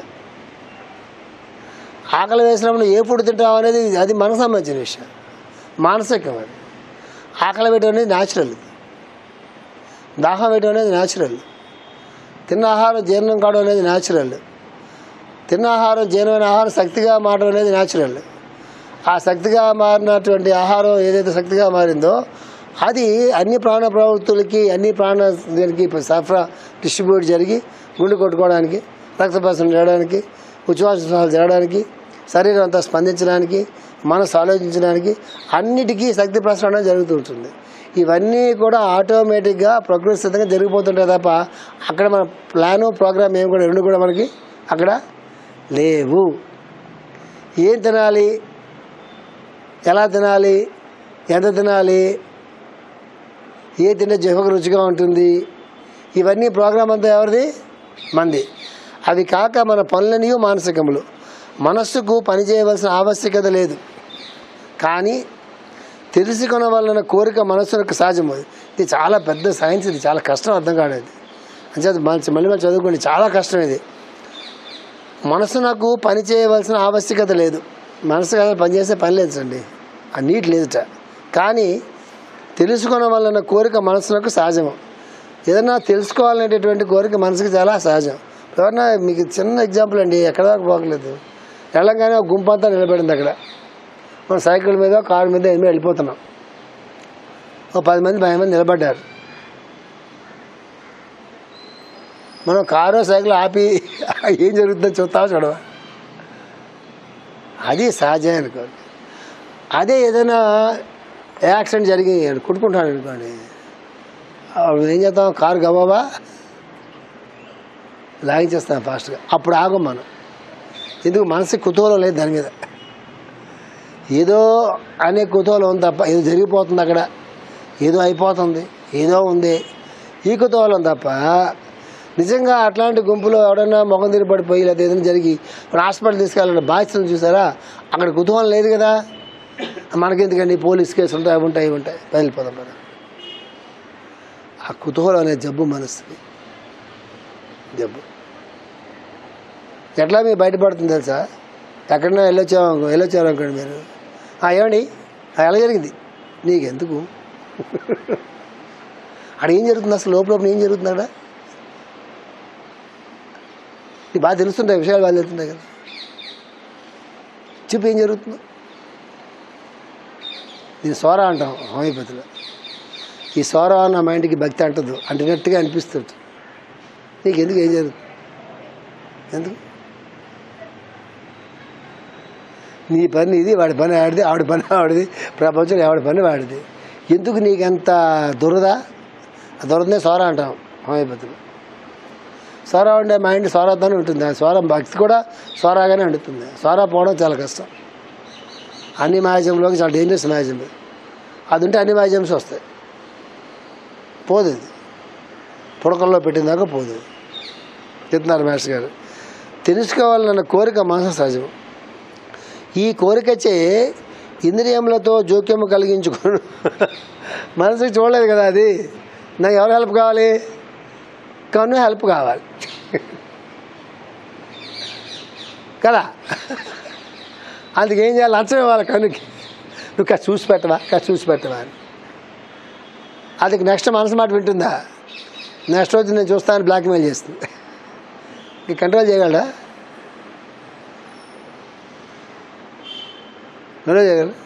చేయలేదు కదా. ఈ కోరికచే ఇంద్రియములతో జోక్యము కలిగించుకోను, జ్ఞానేంద్రియములతో జ్ఞానేంద్రియములతో జోక్యమున కోరికలను పొంది వారిని పూరించుకుంటకే కేంద్రేంద్రియములు సాంపెట్టును. అప్పుడు కర్మేంద్రియములచే ఆచరింపజే పని ఇష్టము లేని పని, అదే అనియత కర్మ. దానితో కర్మేంద్రియములకు మనసులకు పొత్తు కుదరదు. అట్లు కాక ఫలితము కోరని సత్కర్మ యందు కర్మేంద్రియములను మనసును నియమించినచో పొత్తు కుదురును. అక్కర్లేని పనుల వలన కర్మేంద్రియములకు అలసట కలుగును. అలసట అనగా పొత్తు కుదరకుండుట. అదే మాస్టర్ చెప్తున్నా. అలసట అంటే ఏంటి తెలుసా? పొత్తు కుదరకుండా. ఎవడైనా ఎగ్జాంపుల్ చెప్తాడండి. అంటే కర్మేంద్రియాలతో ఏ పని చేయించాలో ఆ పని చేస్తే కర్మేంద్రియాలు అలసిపోవు. జ్ఞానేంద్రియాలతో ఏ పని ఇప్పుడు ఇలా నేను క్లాస్ చెప్పాను ఇక్కడ 3 గంటలు, ఎంత భక్తిగా ఉన్నా లోపల తిట్టుకుంటూ ఉంటారా? అదే మీరు ఇంట్లోకి వెళ్ళిన తర్వాత నచ్చిన పాటలు చిరంజీవి గాడివో పవన్ కళ్యాణ్ గాడివో ఏ నచ్చితే అవి, లేదా అన్నమాచార్య కీర్తనలో, లేదా ఏదో ఇంకో కీర్తనలు, మీకు ఏ మ్యూజిక్ లేదా మ్యూజిక్ పెట్టినారనుకోండి, ఎన్ని గంటలైనా మీకు బోర్ కొడుతుందా? లేదు. ఏదో కొత్త సినిమా రిలీజ్ అవుతుంది, ఆ టీజర్ వేసాడు, ఆ హీరోయిన్లు మా ఫేవరెట్స్, ఆ ఫంక్షన్ 3-4 గంటలు ఉంటుంది. బోర్ కొడుతుందా?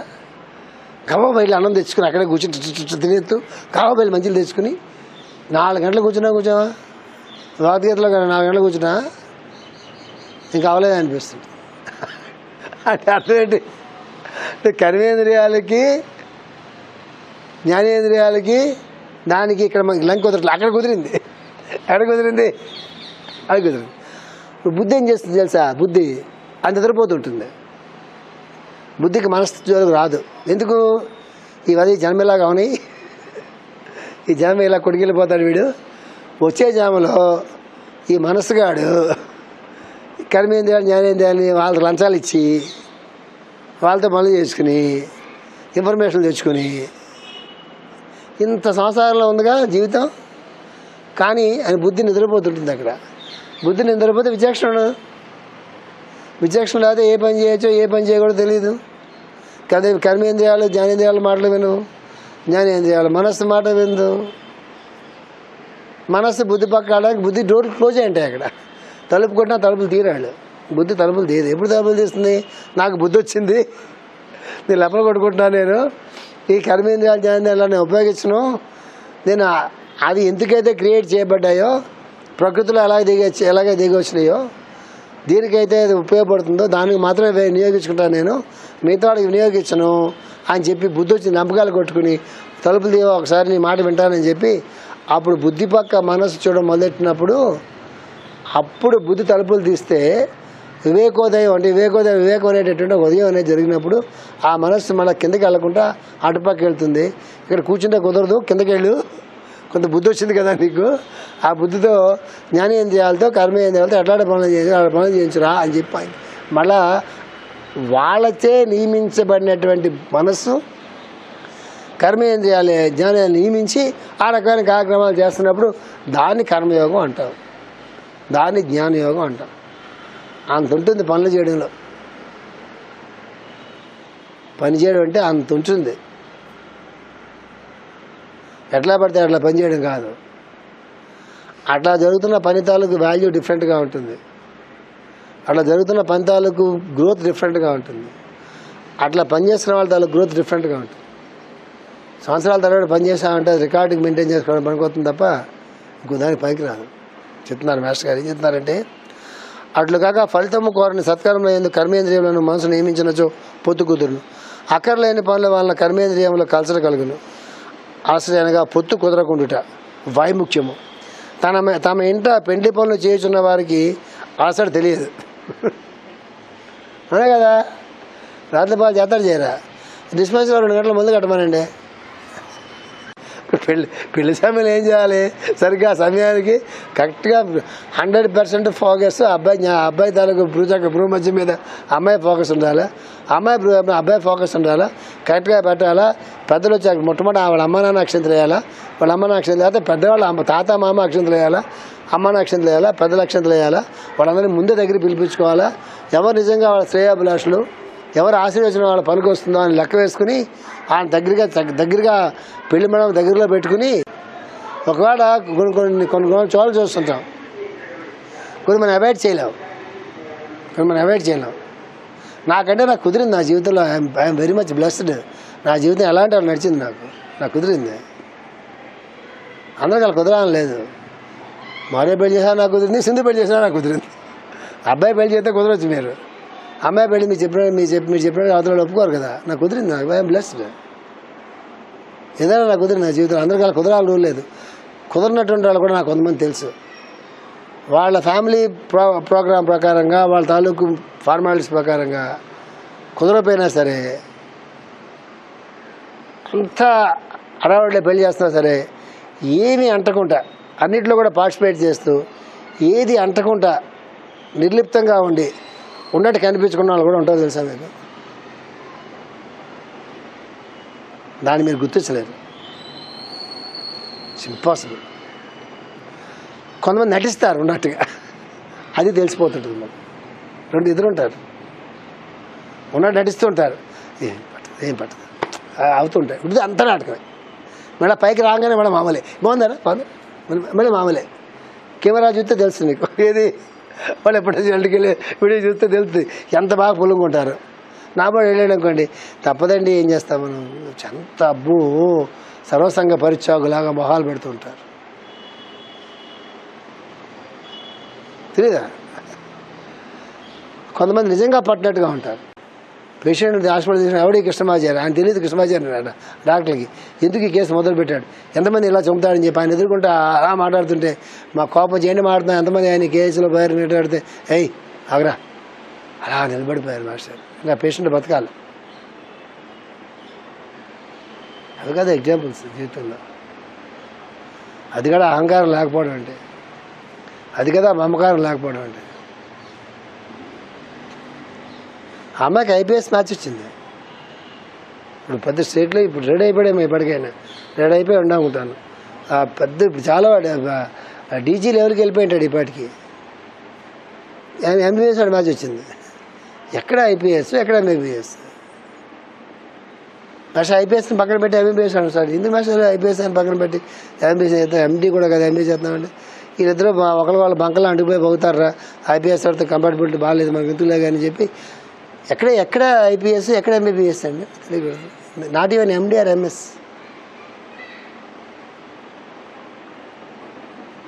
సీట్ మాస్టర్ అంటే వద్దురా కంపాటబిలిటీ బాగాలేదు వద్దులేరా అని చెప్పేసి మనం చేస్తాం. కంపాటబిలిటీ ఏం లేదు సార్, అక్కడ పని చేస్తాయా పాడా, ఎందుకు సార్ వాళ్ళే బాగుంటారు, అందరూ జాతకం చూసి పెళ్లి చేస్తున్నారు సార్, మా అమ్మ నాన్న జాతకం చూసి పెళ్లి చేస్తున్నారా, మేము బాగాలేదా, ఏదో లాజిక్ చెప్పి చేస్తారు పెళ్ళి.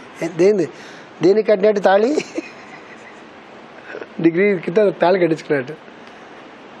ఎవరిని చూస్తే ఎవరు నేర్చుకోవాలా? ఒకటే చెప్తాం, కొద్దిగా సిచ్యువేషన్ వచ్చేంత వరకు ఇలాంటి కబుర్లు ఎన్నైనా చెప్పవచ్చు మనం. సిచ్యువేషన్ వచ్చిన తర్వాత నిలబడడం అనేటటువంటిది 1,00,000 మందిలో ఒకటి చేస్తాడు, 1,00,000 మందిలో ఒకటి చేయగలడు. ఏది ఎప్పుడు సిచ్యువేషన్ వచ్చి నిలబడితే, సిచ్యువేషన్ జీవితంలో రానంత వరకు ఇలాంటి మాటలు ఎన్నైనా చెప్పుకోవచ్చు మనం, ఎన్ని గంటలైనా చెప్పుకోవచ్చు మనం. సిచ్యువేషన్ వస్తే నిలబడతాడా లేదా అని సిచ్యువేషన్ రావాలి, మన దాకా సిచ్యువేషన్ రాదు. ఎందుకు రా తెలుసా, ఆ దేశం నిలబడలేవని. మనల్ని ఫెయిల్ చేయడం ఉద్దేశం కాదు కదా, మాత్రం ఉద్దేశం మనం ఫెయిల్ చేయాలి కాదు కదా. సిచ్యువేషన్ రాదు మన దాకా, వస్తే నిలబడలేము మనం. ఎందుకు లేదా కింద మీద పడుతున్నారు కదా, ఏది అయిపోతుంది, ఎనిమిదిగా అయిపోద్ది, జన్మ అయిపోయి వచ్చే జేబులో పోని, ఇంకొంచెం ఏదో ఇప్పుడు ఏదో కింద మీద పడుతున్నారు కదా, వచ్చే జేబులో ఇంకొంచెం సదుపాయంగా ఇంకొంచెం కలిసి వచ్చే భార్య, కలిసి వచ్చే భర్త, కలిసి వచ్చే తల్లిదండ్రులు, అలాంటి వాళ్ళు ఫ్యామిలీలో పుడితే ఇంకొంచెం ముందుకు వెళ్తాడు కదా. వెయిట్ చేద్దాం, మార్చిగా సెప్టెంబర్ ఉంది కదా, పూర్వం మార్చిలో పరీక్ష పోతే ఎప్పుడు రాసేవాళ్ళం మనం, సెప్టెంబర్ రాసేవాళ్ళు. ఆ మార్చిలో పోతే పోనీయండి, సెప్టెంబర్ ఉంది కదా, ఇప్పుడు అది కూడా లేదు. ఇప్పుడు మార్చిలో పోతే ఏప్రిల్లో పరీక్షలు ఉంటాయి, సెకండ్ ఛాన్స్. ఇక్కడ అలా ఉండదు. ఇది చెప్తున్నారు. చెప్పిన తర్వాత ప్రేయర్ చేసుకుని వెళ్ళిపోదాం.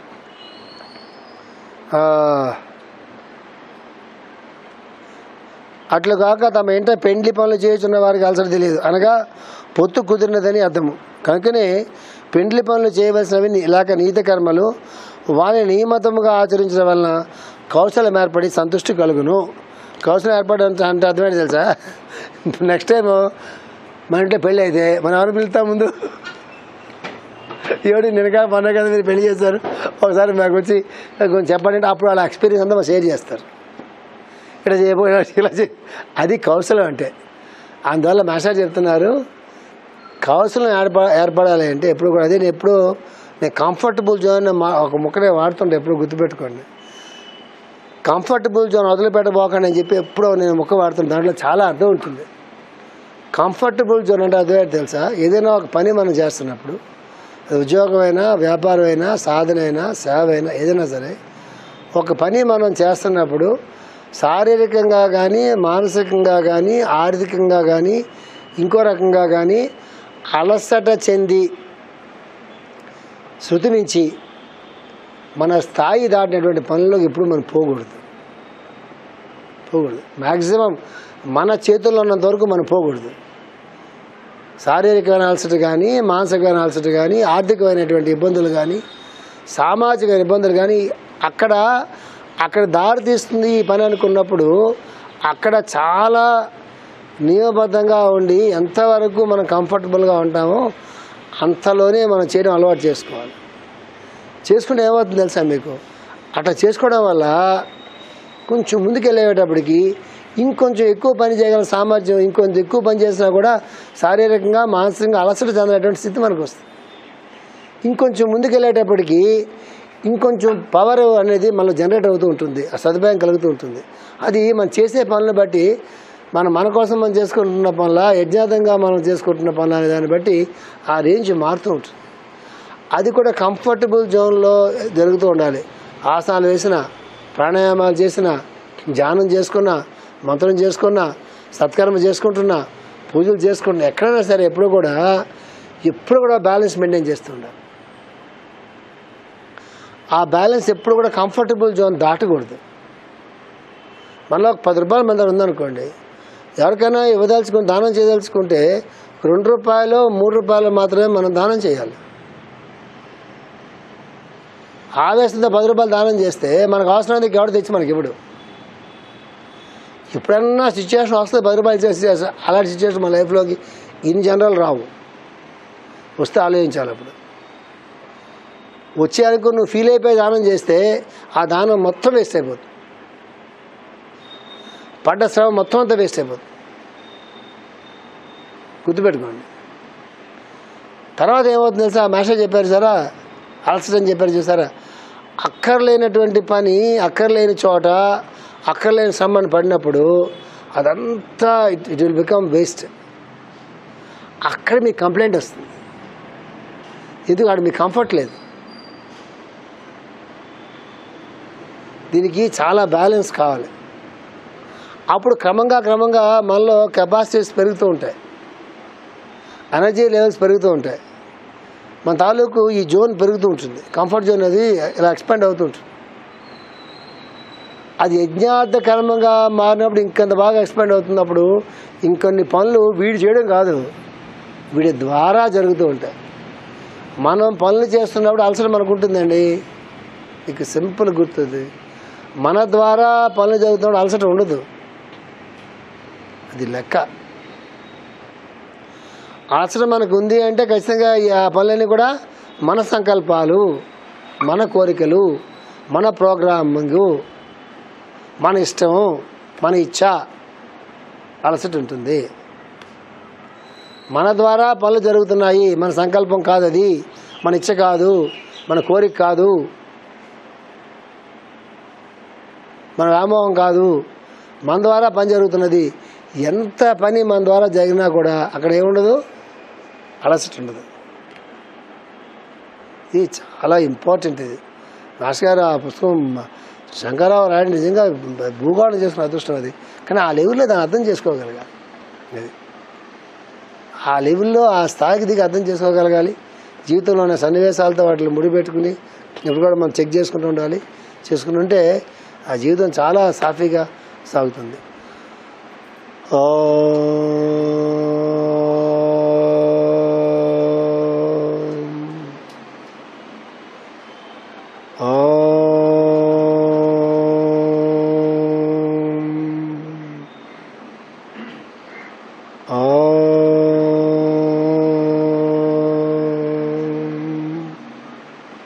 गुरुर्ब्रह्मा गुरुर्विष्णु गुरुर्देवो महेश्वर गुरु साक्षात् परब्रह्म तस्मै श्री गुरवे नमः.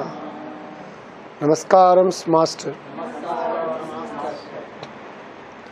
नमस्कारं मास्टर E.K. नमस्कारं मास्टर M.N. नमस्कारं मास्टर C.V.V.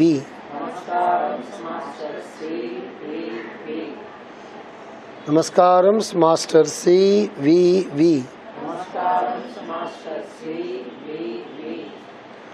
नमस्कारं master C.V.V. to your lotus feet.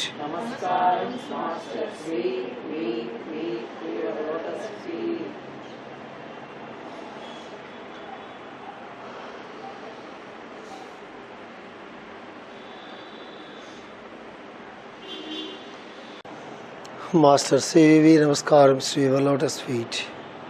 Master, please let us receive the influx of the plenty of prana into our system, that we may resist disease, decay and death, realize the highest truth, the pure love and the bliss of existence and serve humanity according to thy plan. Master's own adjustments. Loka samasta sukhino bhavantu. Loka samasta sukhino bhavantu. Loka samasta sukhino bhavantu. Om Shanti Shanti Shanti. Ekirala Kulam Bodhi Vidumanandaropinam Anantarya Jano Jatam Krishnam Vande Jagadgurum Sri Krishnamacharya Manantaputram Tatsadhu Mitram Karunadra Netram Gurum Gurunam Pitaram Pitrunam Ananya Sesha Sharanam Pravajye అనన్యశేష శరణం ప్రపద్యే అనన్యశేష శరణం ప్రపద్యే.